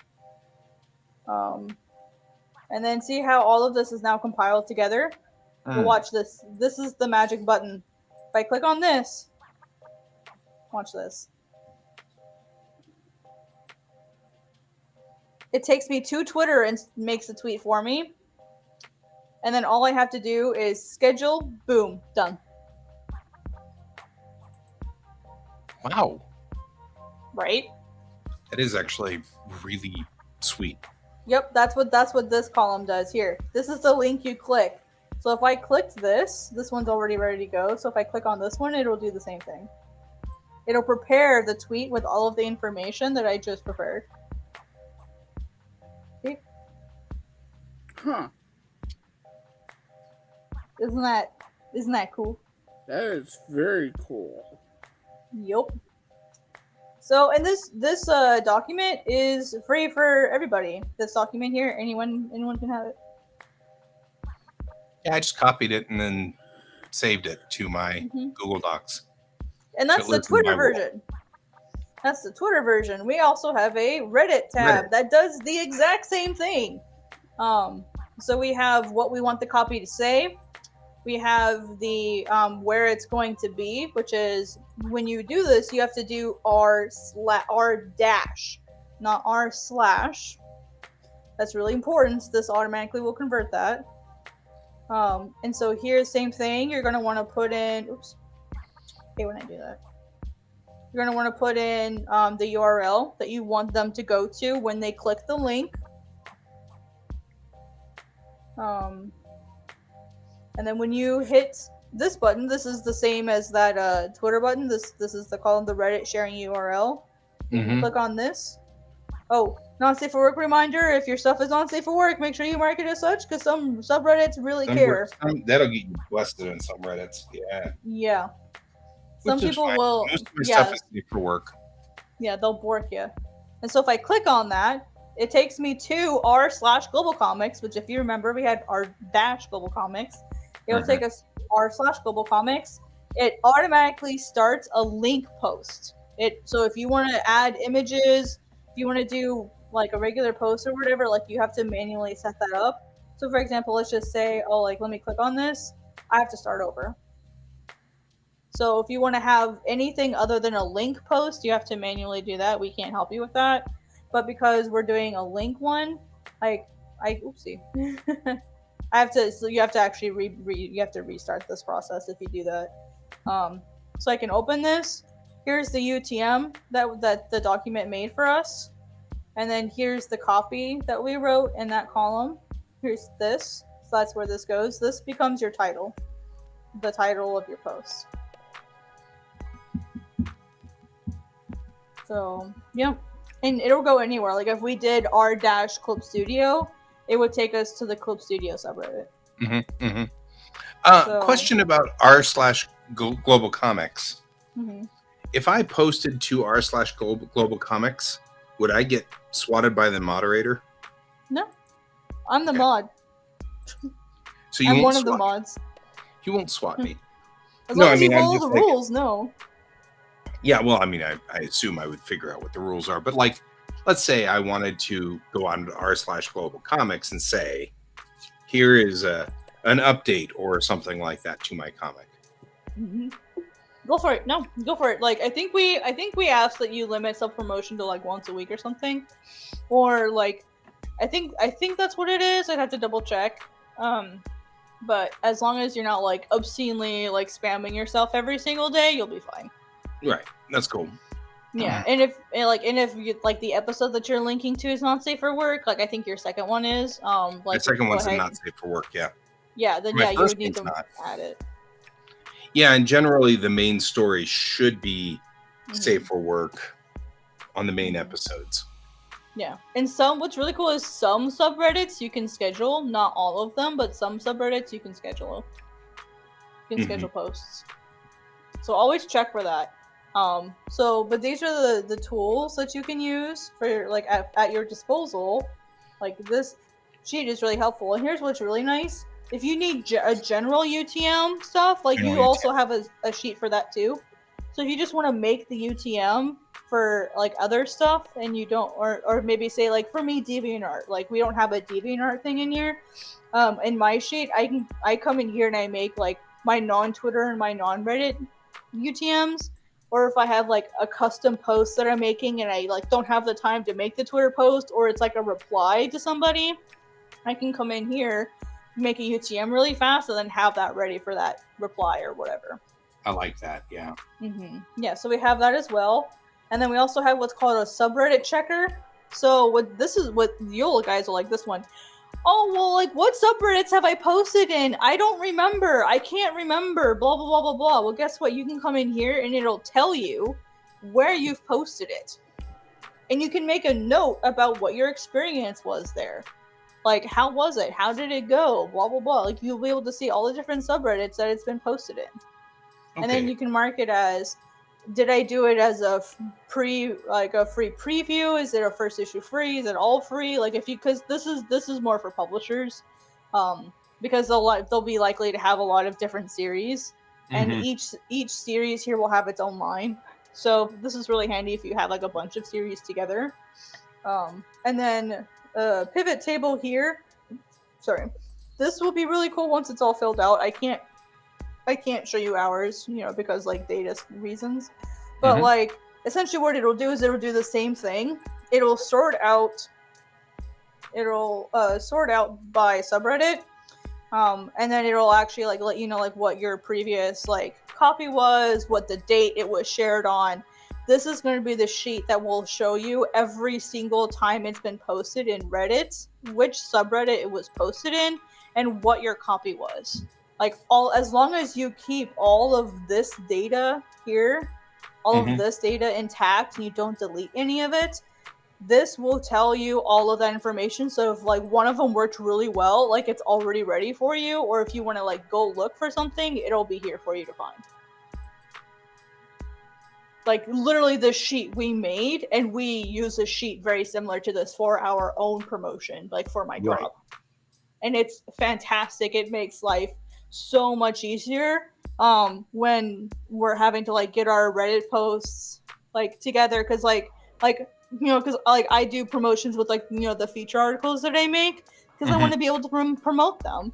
And so having this to be able to make the link sharing a lot easier, like literally has saved my life, because I used to have to do all of this manually. That's cool. And that is cool. So now we've made these sheets that are basically automated to do all of it for us. Okay, I get that. Okay, so I've got the sheet, and I'm going to try to set it up this weekend so that it runs. It's a little bit of a lot. Yeah. Well, also both Can and I have decided that our covers for Global Comics are not quite as up to par. So I'm making like a Global Comics cover.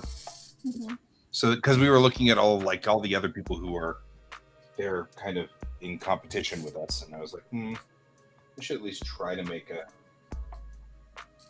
better comic cover. Yeah. If you guys want, I can check your performance as far as like your individual releases. I have 2 releases that are coming out soon, so probably not yet. Okay. Yeah, and I'm actually pretty cool with it so far. So. Okay. Like cool with it as in like you're happy with where it's at? I'm not happy with where it's at, but I guess that's a misnomer. I am completely shocked that I ended up in that run, like on the front page and everything like that. That was completely bizarre to me, but cool. I mean, I was glad. So now I'm just kind of like, what do I do with that? What do I do with that information now that I know it? You take a look at your analytics and you figure out how to make it better. So that is one of the things that I'm still kind of wrapping my brain around as well, which is the concept of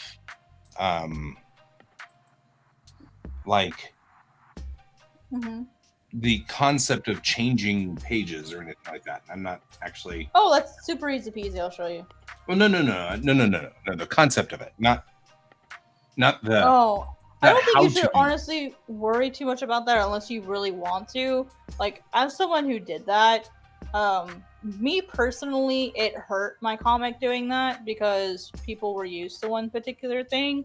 Okay. So, unless you feel like it's a super duper critical change, like now I'm willing to make small changes to like dialogue or something, but for me, like I was like deleting pages, changing order of pages, like redrawing panels, like I was doing all of that, and it hurt my retention. Like I was at about 31% retention rate.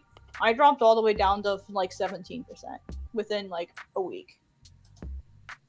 Like all of my changes really hurt it.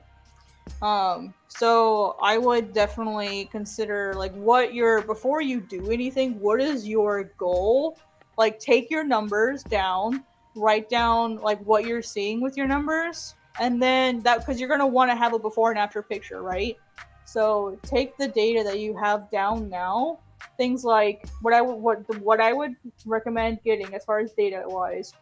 What is your overall reading retention for your grand total for a month and then for a week, because your data can change a lot week to week to week to week. Right. So what I would do is I would have like a long-term picture, like a year, and then I'd have a middle picture, which is like either 3 months or a month. Either one is fine. It kind of depends on like how active you're posting, and then just the last week. I'm like trying to So that figure would out how be to get what I the would do. numbers to look the same as what you've got there. Now I finally figured it out. Oh, I have it. I'm in releases. Yeah, I got it. I got it. And yeah, I'm okay, totally cool. on the same page. Okay, I've been cool. like clicking through there going, that doesn't look the same. That doesn't look the same. Now it looks the same. Mm-hmm. So the good news is you're right on par with average. Yeah. A little bit better than average. So what I do, I usually don't count this first page. What I do is I usually go to the first page where the actual story starts. That way I know for everyone that gets to that point, like how well it's performing. So which of these pages is your first interior page? I think it's 3, isn't it? Yeah, because this is the cover, okay. And then page 2 is a splash. Yeah, I usually don't count exteriors when I do this. But you also have to consider if you have like a lot of exteriors, like you're losing people on those exteriors. So the smallest amount of exteriors that you have, the better. Mm-hmm. Yeah, but pages are so much a part of manga. 100%. And so it's kind of like, I don't want to kill my splashes. Yeah, for sure. They're so useful. Mm-hmm. Yeah, I really struggle with like wanting to include that stuff because like that's what I'm used to seeing, and then it's like, oh, it's not there now. Especially because usually the first page starts on the left, so you need a right page, and so then no matter what, you almost always have like an extra page. So it's like all right. So if we're looking at this, we're at 3:55. So this average read time. This is good. You've got flow, you've got faster pages, you've got slower pages, but it looks more stable than I remembered the last time.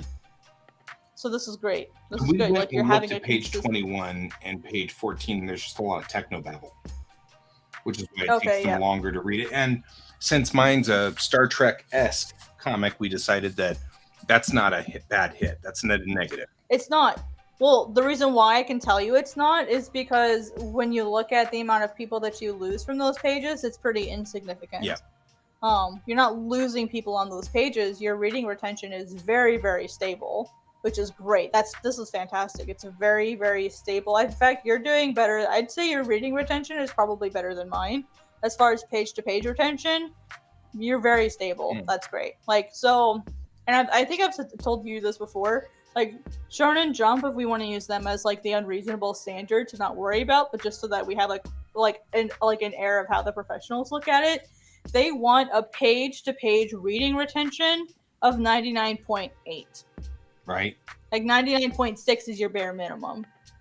Like if you're below 99.6% retention, once you hit that commitment point, and that commitment point is when like you're keeping most people. Like that's kind of what they look for, is where that commitment point is. Your commitment point is right about here, between 10 and 12. It's a little late. But you're that's fine. You're doing better than me. For me, it's like page 20. That's fair. So you're doing better than I am. Wow. That's good. Yeah. I figure that's probably a good sign. It's fantastic. Yeah. It's pretty normal. Like it takes about, they say that it, like Shonen Jump says that it takes about 3 to 7 pages for most readers to commit. And so those first like 5 to 7 pages, you tend to lose, like if you're going to lose people, that's where you're going to lose the majority of people. But then like once you hit, like you should hit that commitment point no later than 10 pages. And then after that is when you should have like your 99% whatever retention right. rate. So 146 versus 90 is what you're saying. Yeah. So if we look at yours, we have 355 for your. Oh, that's. Yeah, Why 355's on the page where they start. Yeah, 355, and then your last page is 90. That's like 27, 20. No, well, it's around 25%, but not quite. It's a little bit higher than 25%. Mm-hmm. So, wait, no, it's just under 25%. I think it's like 24 because 90 times 4. Sorry, 90 times 4 would be 360. Right. So you're just under. But the good news is, congratulations, you're average. Right. Like, average retention rate, like beginning to end, is between 20 and 30%. So for most people, like if they want to like perform like better than most people, then they'd have to get over like 30%, which is really hard. Like, as someone trying to do that, it's really hard. Right. And I had it for a while until I messed with my pages, and then I lost it. Yeah, I'm actually kind of glad that that's what you're saying. I when you were talking about that before, I was like, I don't think I can get on board with that. You know what I mean? Like, I think it depends on what you change. And it was like, because I was. Yeah. The only thing I'd want to change at this point is I make a reference to one of the characters singing in a scene, and I didn't put the little notes in that scene. That's really the only thing I want to change. Everything else is pretty much straight up like it is, you know. And I'm pretty happy with the way it went. So yeah. But yeah, I was kind of worried that you're gonna be like, you really need to change pages to keep your audience. And I'm like, I advise people to change the least amount of possible. The only time I would really ever advise anyone to change anything is if there's like a really sharp drop off, like somewhere in the middle. It'd be like, okay, like there's a reason you're losing people. Like I'll show you mine because I have one. It's not like a ton of people, but I do have a page with I have 2 pages with unusually high drop offs. Let me see what pages those were. So this is this is my help. I track all of this information, so I know exactly what my retention rate is. This is a little out of date. This was before all of that crazy stuff happened on my Twitter this week. So I'd have to get new data, but let me see. Because I'm a visual person, I use colors to help me track that. So here, page 36. And pages 30 to 36, I have a little bit of a wobbly retention rate, especially because I have blue, green, good, orange, yellow, bad. Fair. So right here, I've done usually on high, and it's consistently a drop off across all of the different times I've taken this data. It's a consistent issue. So let's go figure out what page that is. So I'm gonna go. So what I'll do is I'll go in, I'll do my managed series. We'll see what page this is. It's page 36. What is page 36? What on there could be causing it? Oh, not surprising. It's the sudden flashback. That's what's causing the problem. People don't like it. No liking the flashbacks. So we go from this situation where we see them talking to each other. And then, she's like, thank you. And then we have 2 panels of the current situation. And then boom, flashback. People don't like that. They don't like it. So for me, that might be something that I need to consider changing. Real quickly, Kat, you've got the draw correct. Thank you. I just want you to know. I had to edit that. That would be the Mongolian pole. Yep. After I got some help with that, I was like, oh my god, I need to go fix her hand. Oh, okay. So that was okay. Yeah, that's I had to fix it. I just wanted you to know that I approve. Oh well, thank you from the teacher himself. I know that you totally were worried and you needed my approval. So yeah, I was definitely worried that I would have it wrong. No, it's actually fine. Okay. Let's see. Yeah, you can see it's a little bit different down here. It's not quite the same, so I need to fix this one too. But most people aren't going to notice that small discrepancy. You probably would. Yeah. But most people won't notice that small discrepancy because this is and I'd leave it alone. In here. There comes a point where that you are in a niche thing so deep that if someone gets it wrong, you really can't blame them. Right. You know what I mean? And also, yeah, but I'm gonna have so many archers, like a lot of archery in my manga. So but I'm at the point where I don't want to change it. Yeah, on the flip side, when you do it right, we feel kind of seen in a little way. You know what I mean? Like, yeah, look, she might know a Kudo archer somewhere. Somewhere, yeah. She might actually know about this. And I had someone that was like that with me on Reddit. They're like, you're using like the wrong view. Like they should be doing this. And I'm like, oh, actually, it's from a style of archery called Kudo. And they're like, oh, I didn't realize like they use a different grip. That's really cool. So like I made a new friend like nerding out about archery. So that was really fun. Nice. But yeah, so that's why I track this kind of retention, is that helps me identify problem spots. Because here's the thing, like before I'm having retention of like 96, 98, 100, like there's a weak page in here too, which is a few pages before. And then all of a sudden, bam, red. That's a weak spot. And if I actually like look at my actual analytics, I can see that. I'll show you what it like actually looks like in the release data.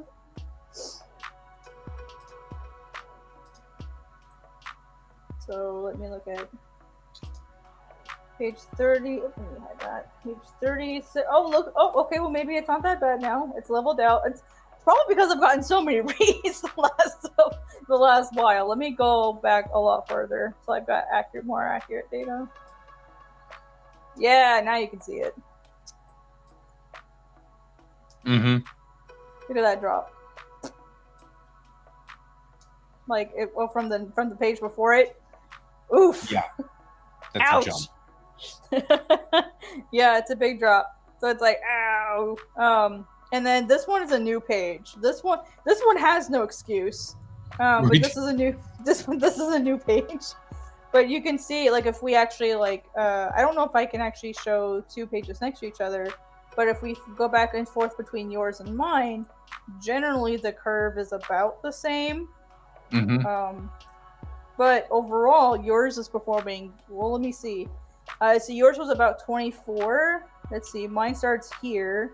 So 351 versus 89. So we're about the same. Right. That's actually really crazy. Actually, number-wise, we're about the same. That's actually a good sign. I appreciate that. Yep. Let's see. What was yours again? 371 through 90. So you're doing better than me at the moment. As far as on your release data individually, you're doing better. But mine's only the last 6 months because this is a newer release.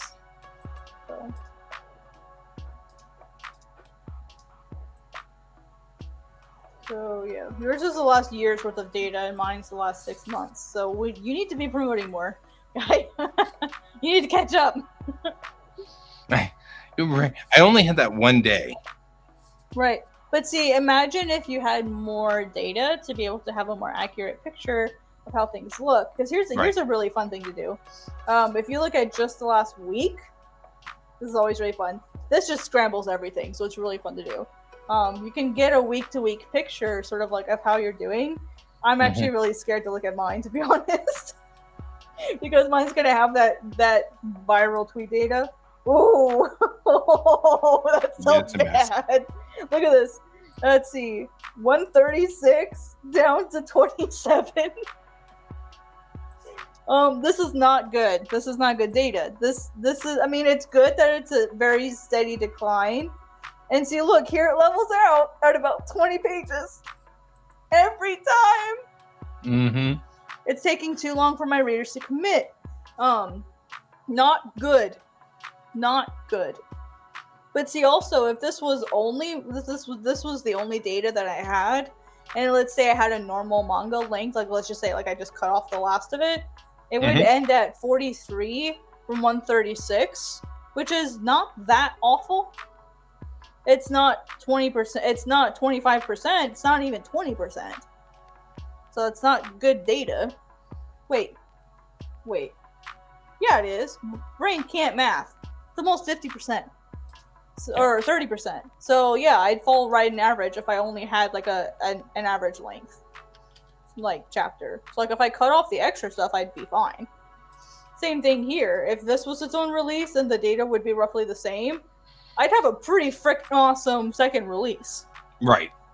So like that's why it's important to always kind of think about like how your stuff is performing and how could the length of your series affect it. Because here's something that's really funny. Look at my second release.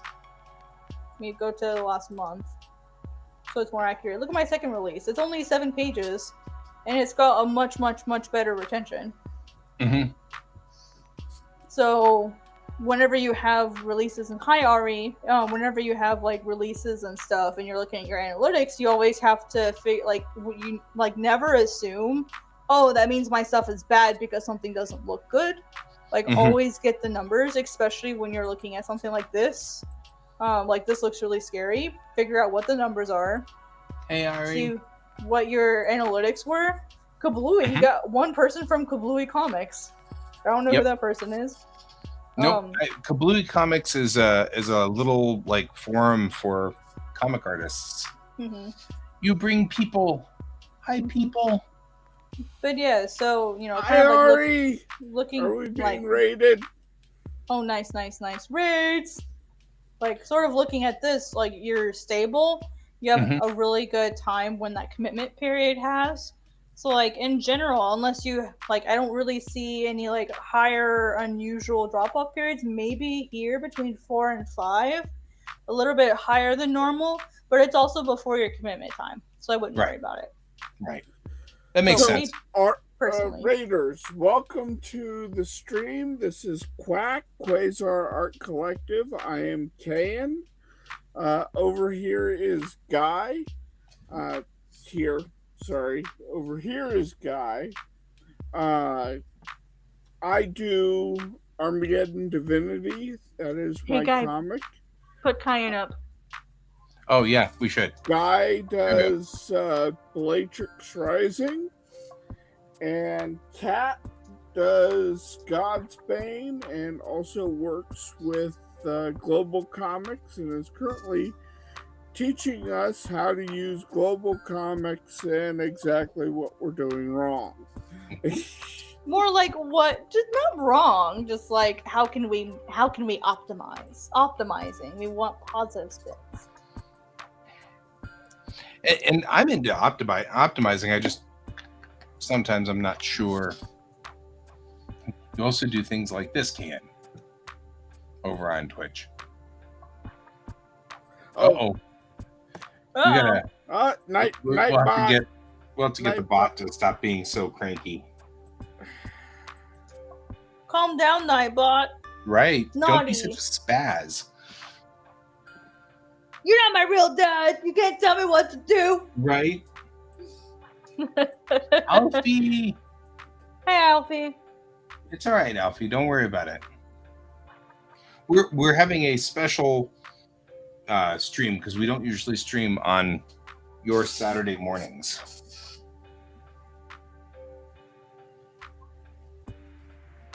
Yeah. How do I let you do posts with Nightbot again? I can't remember. It's been so long since Nightbot. Since you put in Nightbot, it's been so long. And Cayenne, I've got some interesting things I want to say about yours too. Yeah, I was going to say we should get on Cans too. I'll make it fast because I know it's pretty late for you, so I'll try to keep it short. It is. Sorry. I don't have to go anywhere tomorrow. Mm-hmm. I mean, I even can sleep. I just want to respect Cayenne's time too. So talk to me about mine. Yeah, go ahead and throw me up there, and I'll be happy to do so. I'll switch you to the main. Yeah, let me zoom in a little bit so it's a little bit easier to see you. All right, so you also are doing very well overall. So remember, this first page is always going to have a high drop off because it's usually cover or exterior and then interior. So what page is your first interior? That would be technically page 3. Okay, so then that's where we want to start. You have a pretty high drop off here. It's a little bit more than half. That's a little high But I think if you started sharing to either your second page, because possible spreads, or the third page here, I think that would help you a lot. Okay. To like really help that. But here's the thing: if we start here at 23, and we only count your interior just to see how your interiors are performing once people reach this point. When you look at just your interiors, if you go from 23 down to the last page, that's 6. That's a 25% retention rate. Congratulations, you are also performing right where you should be. Interesting. Nice. Mm-hmm. So this looks really scary because you see, oh my god, it's so low. But that's why I tell people only look at your interiors. Because you want to know how your interior data is performing. Page 8 actually goes up and then comes down. Yep, that would be someone going back to that page, or it could be that that's where they left off, and when they came, let's say they left to go do something, and then they came back. When you open the comic again, it'll take you to the page you were on last, and that'll count as a second view. So it could be that you're having people stop there for some reason. Either they're stepping away, or it could be any number of things. Or maybe people really like that page and are viewing it multiple times. It could be any number of reasons. So, but that's something to point out. What's happening specifically on that page? Yeah. So go find out. Yeah, go look at the. Yeah, let's. I'll go. Let's go look at it. Let's see what's going on.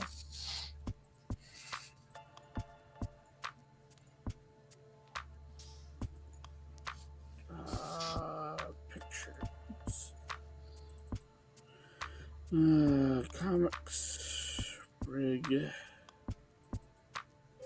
Okay, yeah, I could see why people might stop here temporarily, because this is where you have sort of like a change in like what the tempo of the story. You have a change in what's going on. It's like a scene transition almost. So I could see why people might possibly stop here.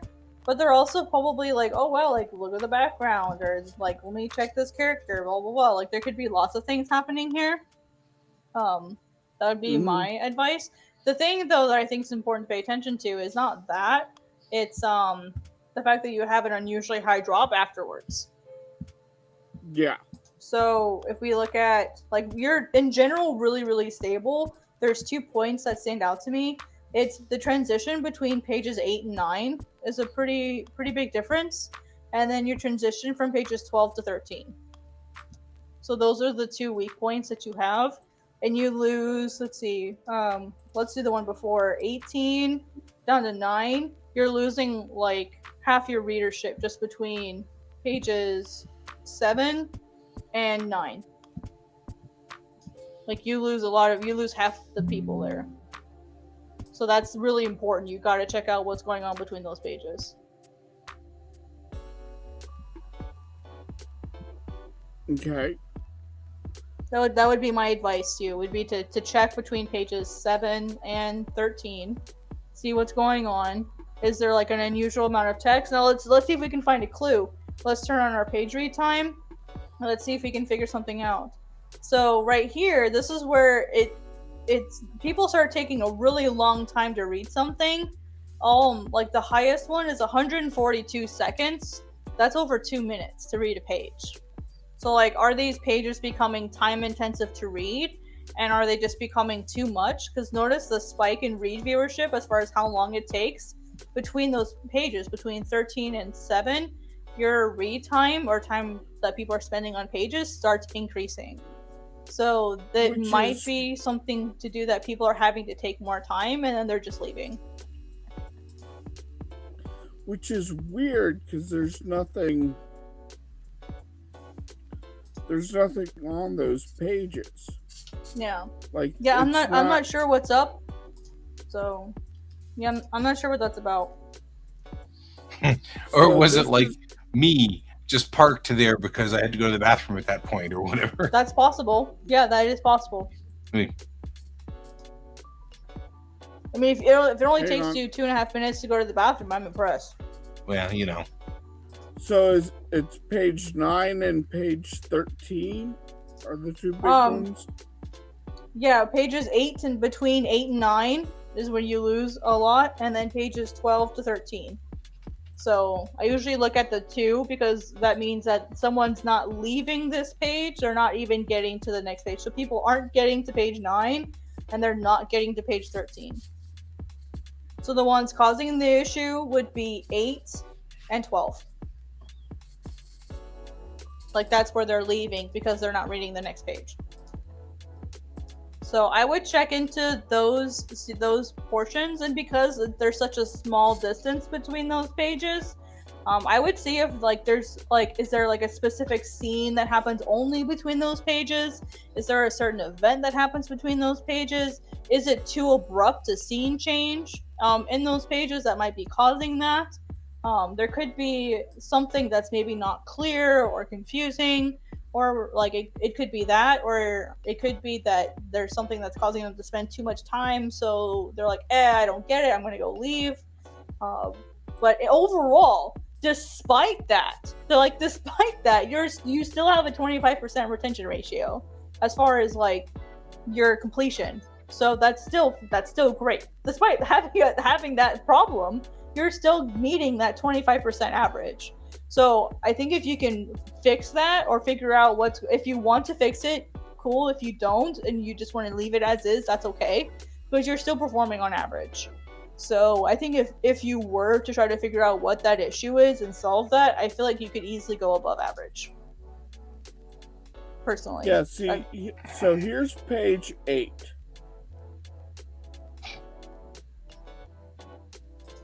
And then here's page 9.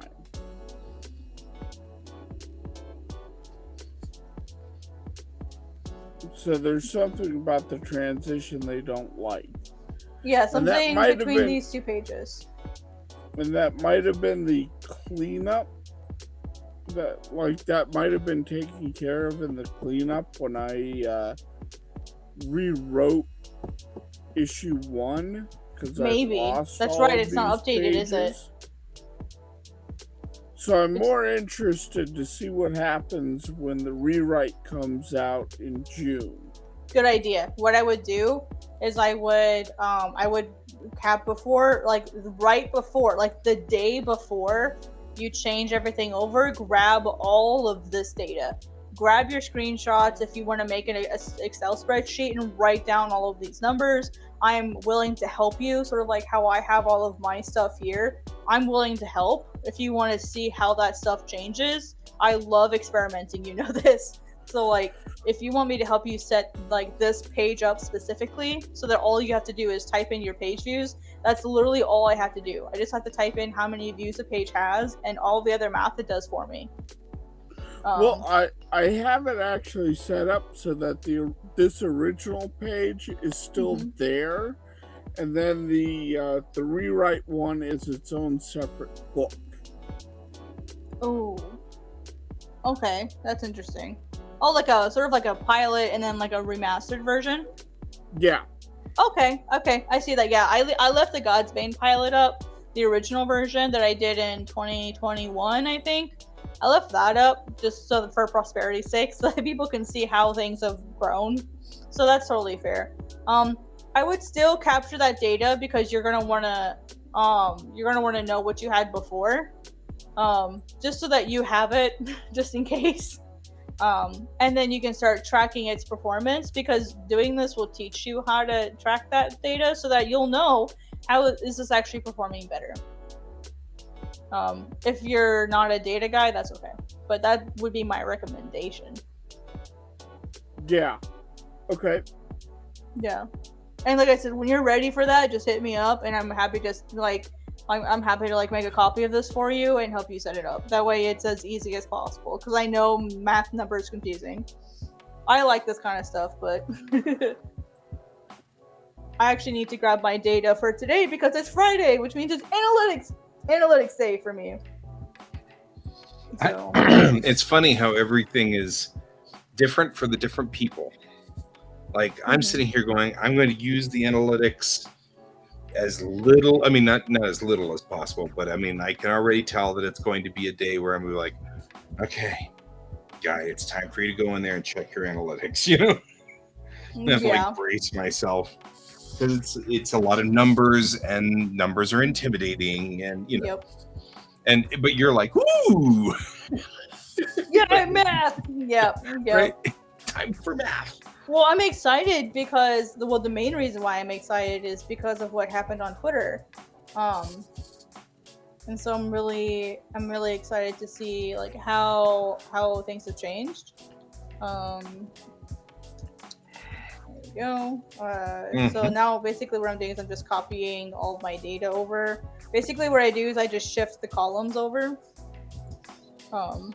And because everything's formulaic, it does all of the math for me all over again.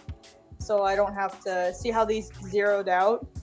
That's because it's comparing these two sections together. So now I need to take this one and move it over here.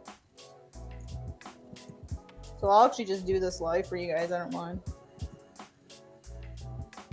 Alright, cool. So now I have all of my original data shifted. This is, let me see what the date actually was. Okay, so this one should actually be the 23rd. That's when I took the data. So now we get to see the final result of everything that happened. So, let me move my... So I hope that was helpful to you, Kyan. I hope that gave you some perspective. It did. Cool. Cool.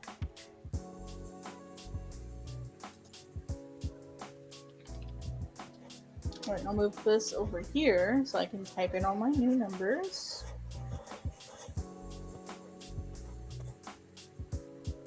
Always nervous grabbing my numbers. Always makes me nervous.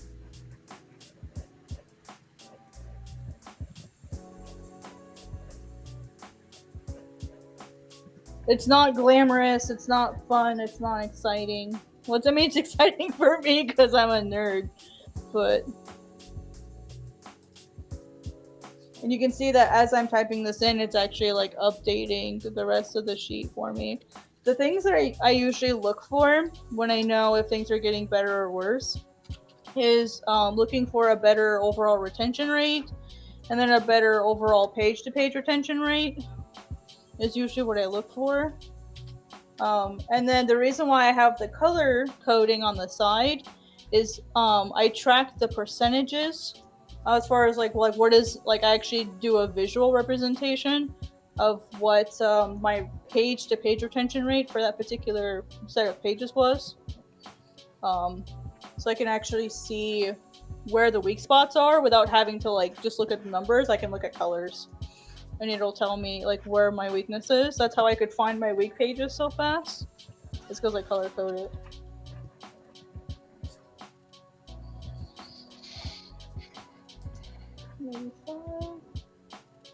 I keep bugging Chris to like make a CVS version or CSV that I can like export and then copy paste. That's like my next goal for the Global Comics Analytics. Just to get an exportable like Excel spreadsheet or something. That would definitely make this easier. Especially like on publisher side. So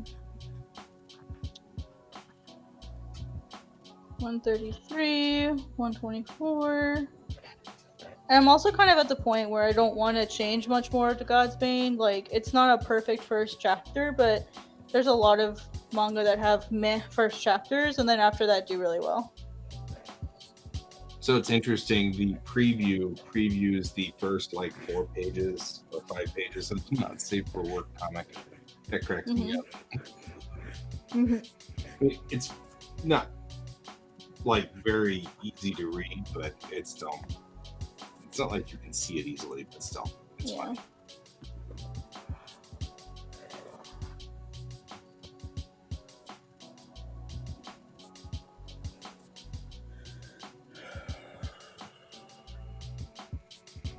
$94, $92.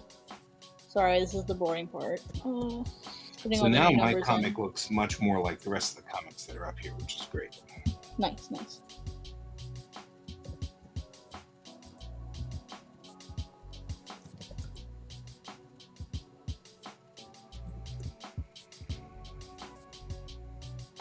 think Mariah was saying that it looks, they're just standing there, and I'm like, yeah, it's all right. A lot of these, they're just standing there. I'm noticing on the covers.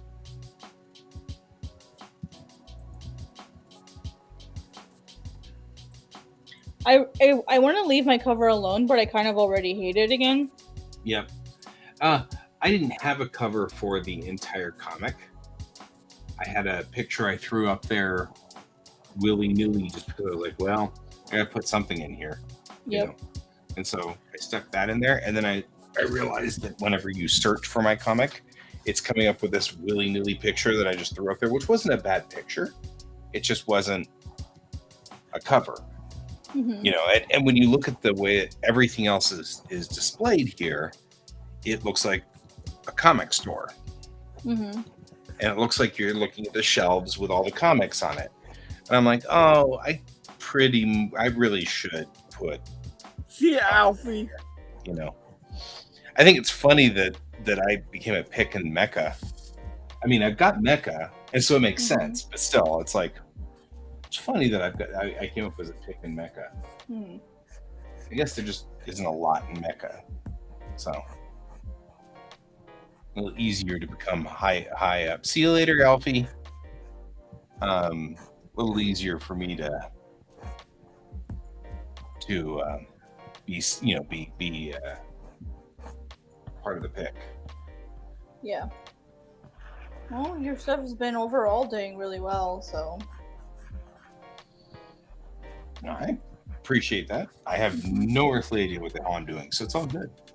No, me neither. Honestly, I don't know why my stuff is rated so high, because like I lose so many people right away, and I'm like performing kind of average, so I don't know what's up with that, but I'm not gonna complain.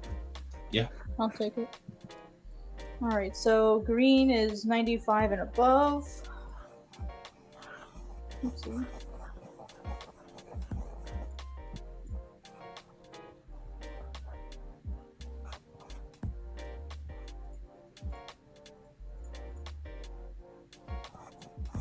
I could probably manually figure out a formulaic way to do this, but I'm too lazy to set that up myself. I could probably do it, but I know who could teach me how to do it. Heck, Alfie, I found a comic in here called Alfie's Tale. It's even kind of spelled the same way as your name. It's kind of cool. Oh, that should be 92.5. Dang it. 92.5, and that should be 92. 49. Viagra Bellum. Subs.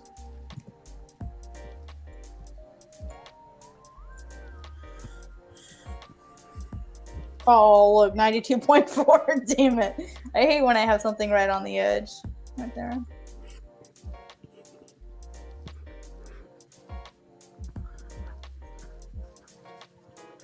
Oh, I missed a green.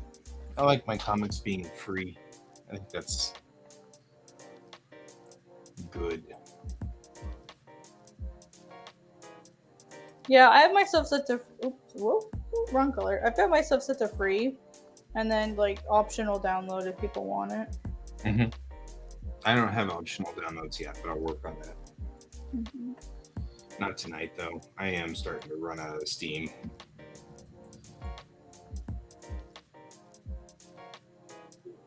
Oh, nice. I'm actually really okay. I'm pretty happy with how this week turned out.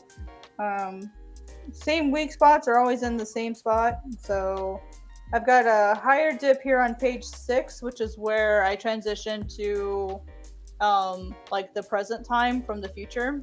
Mm-hmm. So I already know that that's a weak spot, and it's consistently a weak spot. But the good news is, check this out.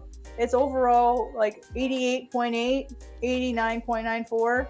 89.9. It's rising, so that's good.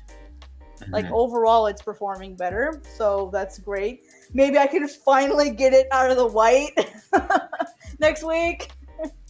And then here's something that's kind of nice. Here we had sort of some oranges, and down here not bueno.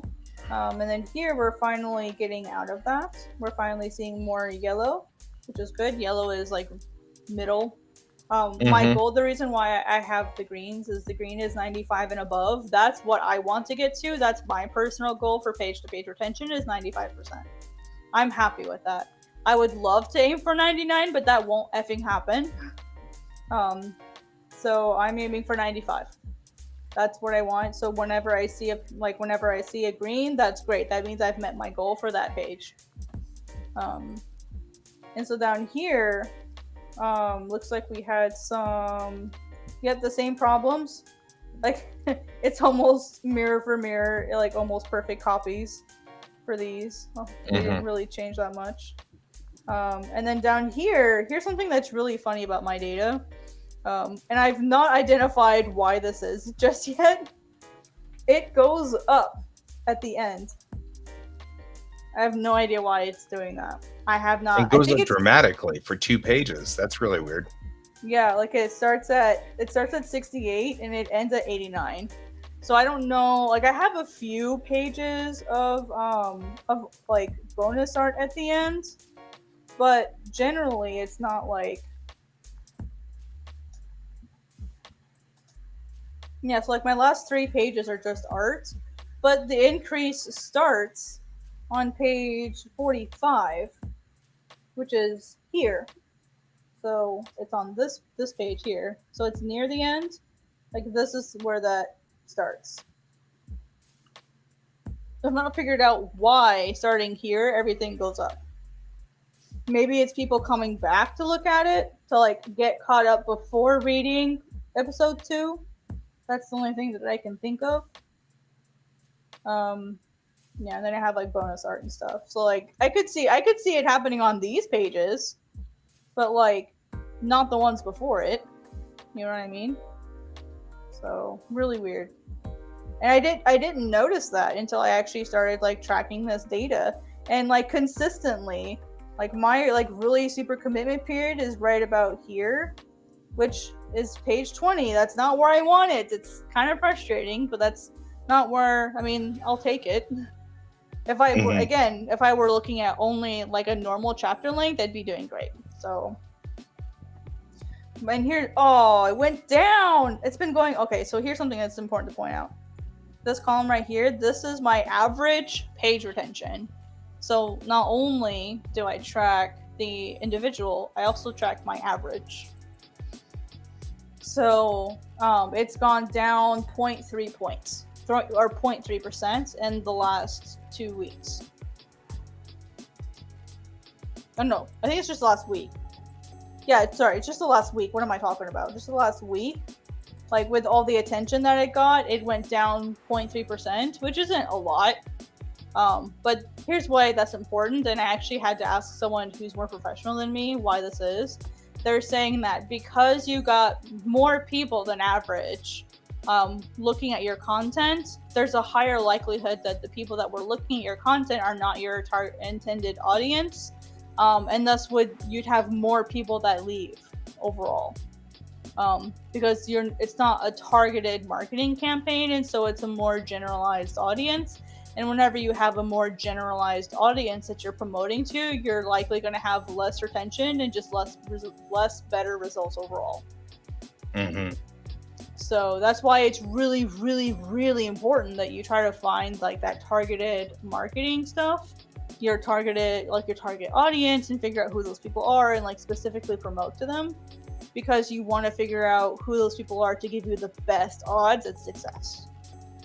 That's why when I was on Manga Plus, that's why 90% of my promotion was done via Twitter and Reddit, because I know how to target like my target audience on both of those platforms. I just didn't expect to go fucking viral with over 1 million views on Twitter. Right. So like I didn't expect that. And so honestly, I'm a little worried on how my Manga Plus data looks, because like that's a generalized audience. Now the good news is that was after my counting stopped. So I don't know if they're going to look at the whole thing, like all of the data. Are they only going to look at the data before the counter stopped? I don't know. So, and that's if I can stay in the top 10. And so far I am. I'm still 7th place. But like, and who knows? I'm hoping, because it's Memorial Day weekend for the United States, and most of the readers for Manga Plus, I'm assuming, are from the US.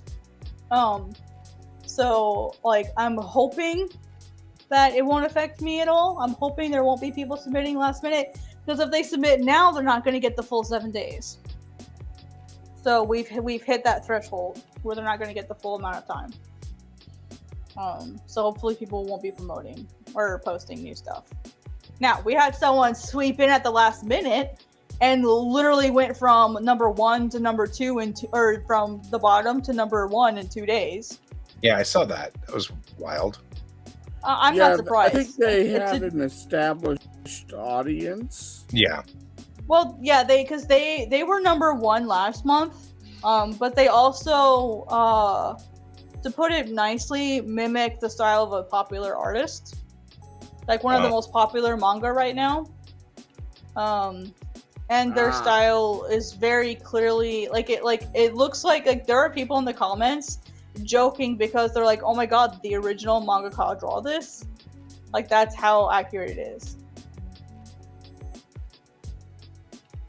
They like some of the readers were like, oh my gosh, like I thought like it's JoJo, it's Araki from JoJo's Bizarre Adventure. They're like, oh my god, did Araki draw this? Like I thought it was his. That's why I wanted to read it.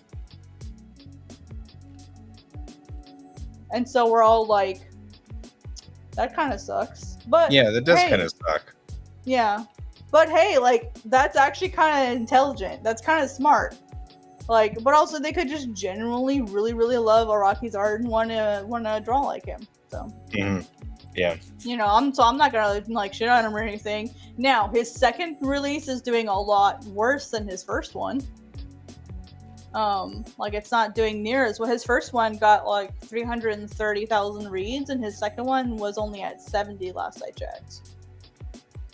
And that's normal. You're gonna have drop-offs. That's the other thing. Like, it's completely normal to have drop-offs between releases. That's why, like, they tell you when you're starting in comics, make something only 3 issues long. And in manga, they encourage one-shots because you're less risk to the publisher. And when you have multiple installations of something, like, you're going to see usually a pretty significant drop-off between each one. So the shorter you can make something, the better. Or keep it in like one volume, but then you risk fatigue, and that's what I think happened to Godsbane. Is I think it was reader fatigue. Like this is like 50 pages is a long ass chapter, just to be completely honest. It's a long chapter. So yeah, I noticed that there was a monthly comic that was only 20 pages. And I was wondering if I should switch to that kind of format.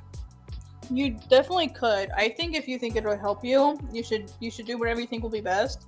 I switched to monthly because I couldn't keep up with weekly or even every other week. So I switched to posting once a month, and it's done wonders for my mental health. And that's why like that's why I said like I'm adjusting comics flow, is because I'm currently having to change all my due dates.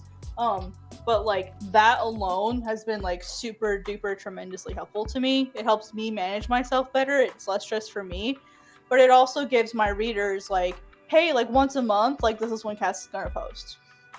And you can either choose a specific day of the month.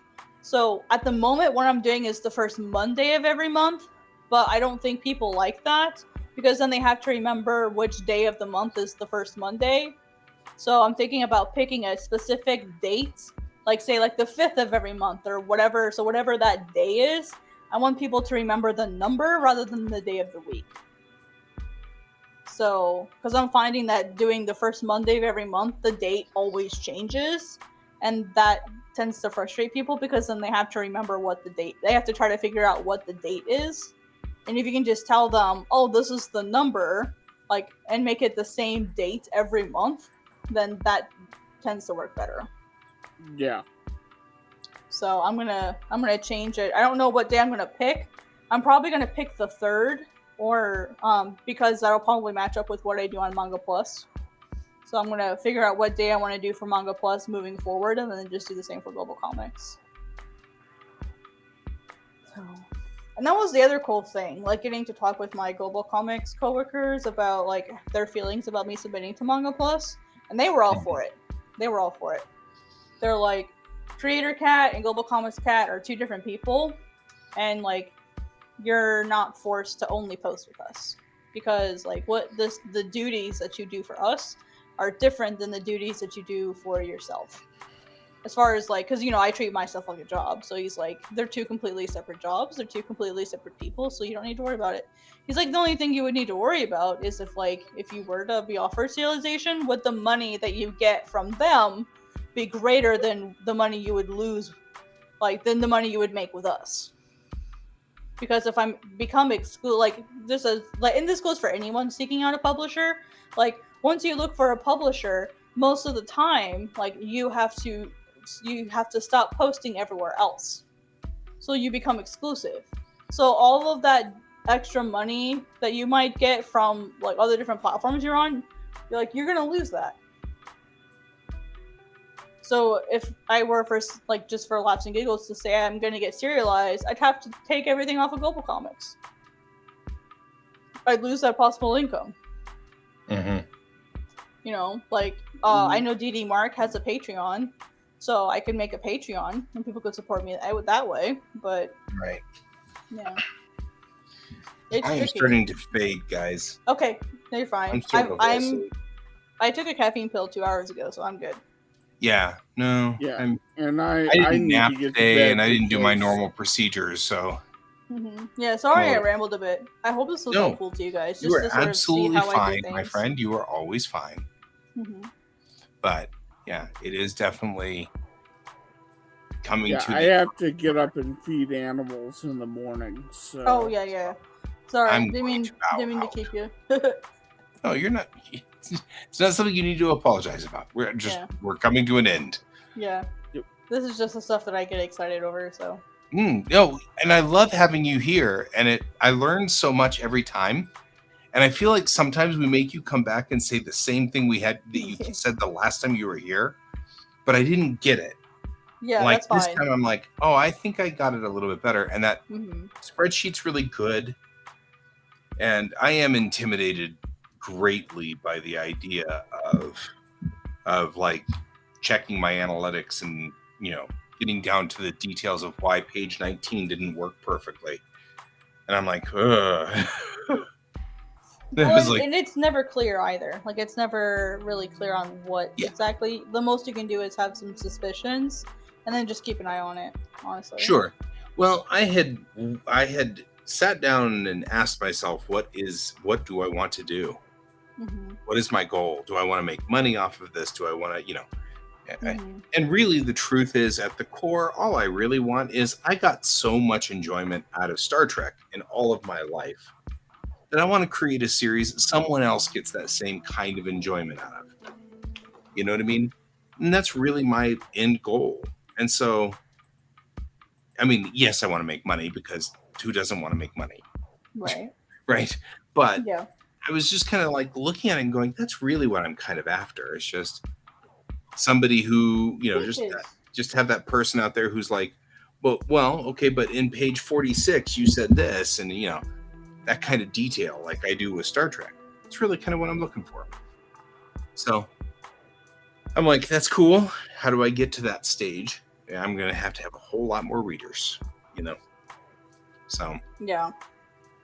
But that was something I had asked myself. And so I'm okay with, going through the analytics and fixing stuff like that and everything. But yeah, it is intimidating to me, though. It is. It's definitely intimidating. I did change the cover out there on Bellatrix, or for my Bellatrix Rising now on Global Comics. The master cover has changed, which is good because it looks more like everybody else's stuff there now, which is excellent. Nice. So, all right. Okay, well, I'm going to head to the bed, and I will see you guys all later. I don't know if I'll broadcast tomorrow night or not. We don't have our D&D game, our normal D&D game, so we may not need, or we may not be doing anything. Might as well get to work, sort of thing. So I might be on tomorrow night. Yeah, let's let's tentatively plan for tomorrow night because, like, I'm working on covers and things like Yeah. that. So I'm trying to set up so that I can get everything done before I head to Oregon on Wednesday. So cool. Thanks, guys, for being here with us. Thanks for joining our show. And we will see you plausibly tomorrow night, but definitely Sunday night. Thanks for joining us, Kat, and thanks for being so helpful and patient with us. Yep, anytime. We'll talk to you all later. Keep your eyes on the stars. Good night. bye. Bye.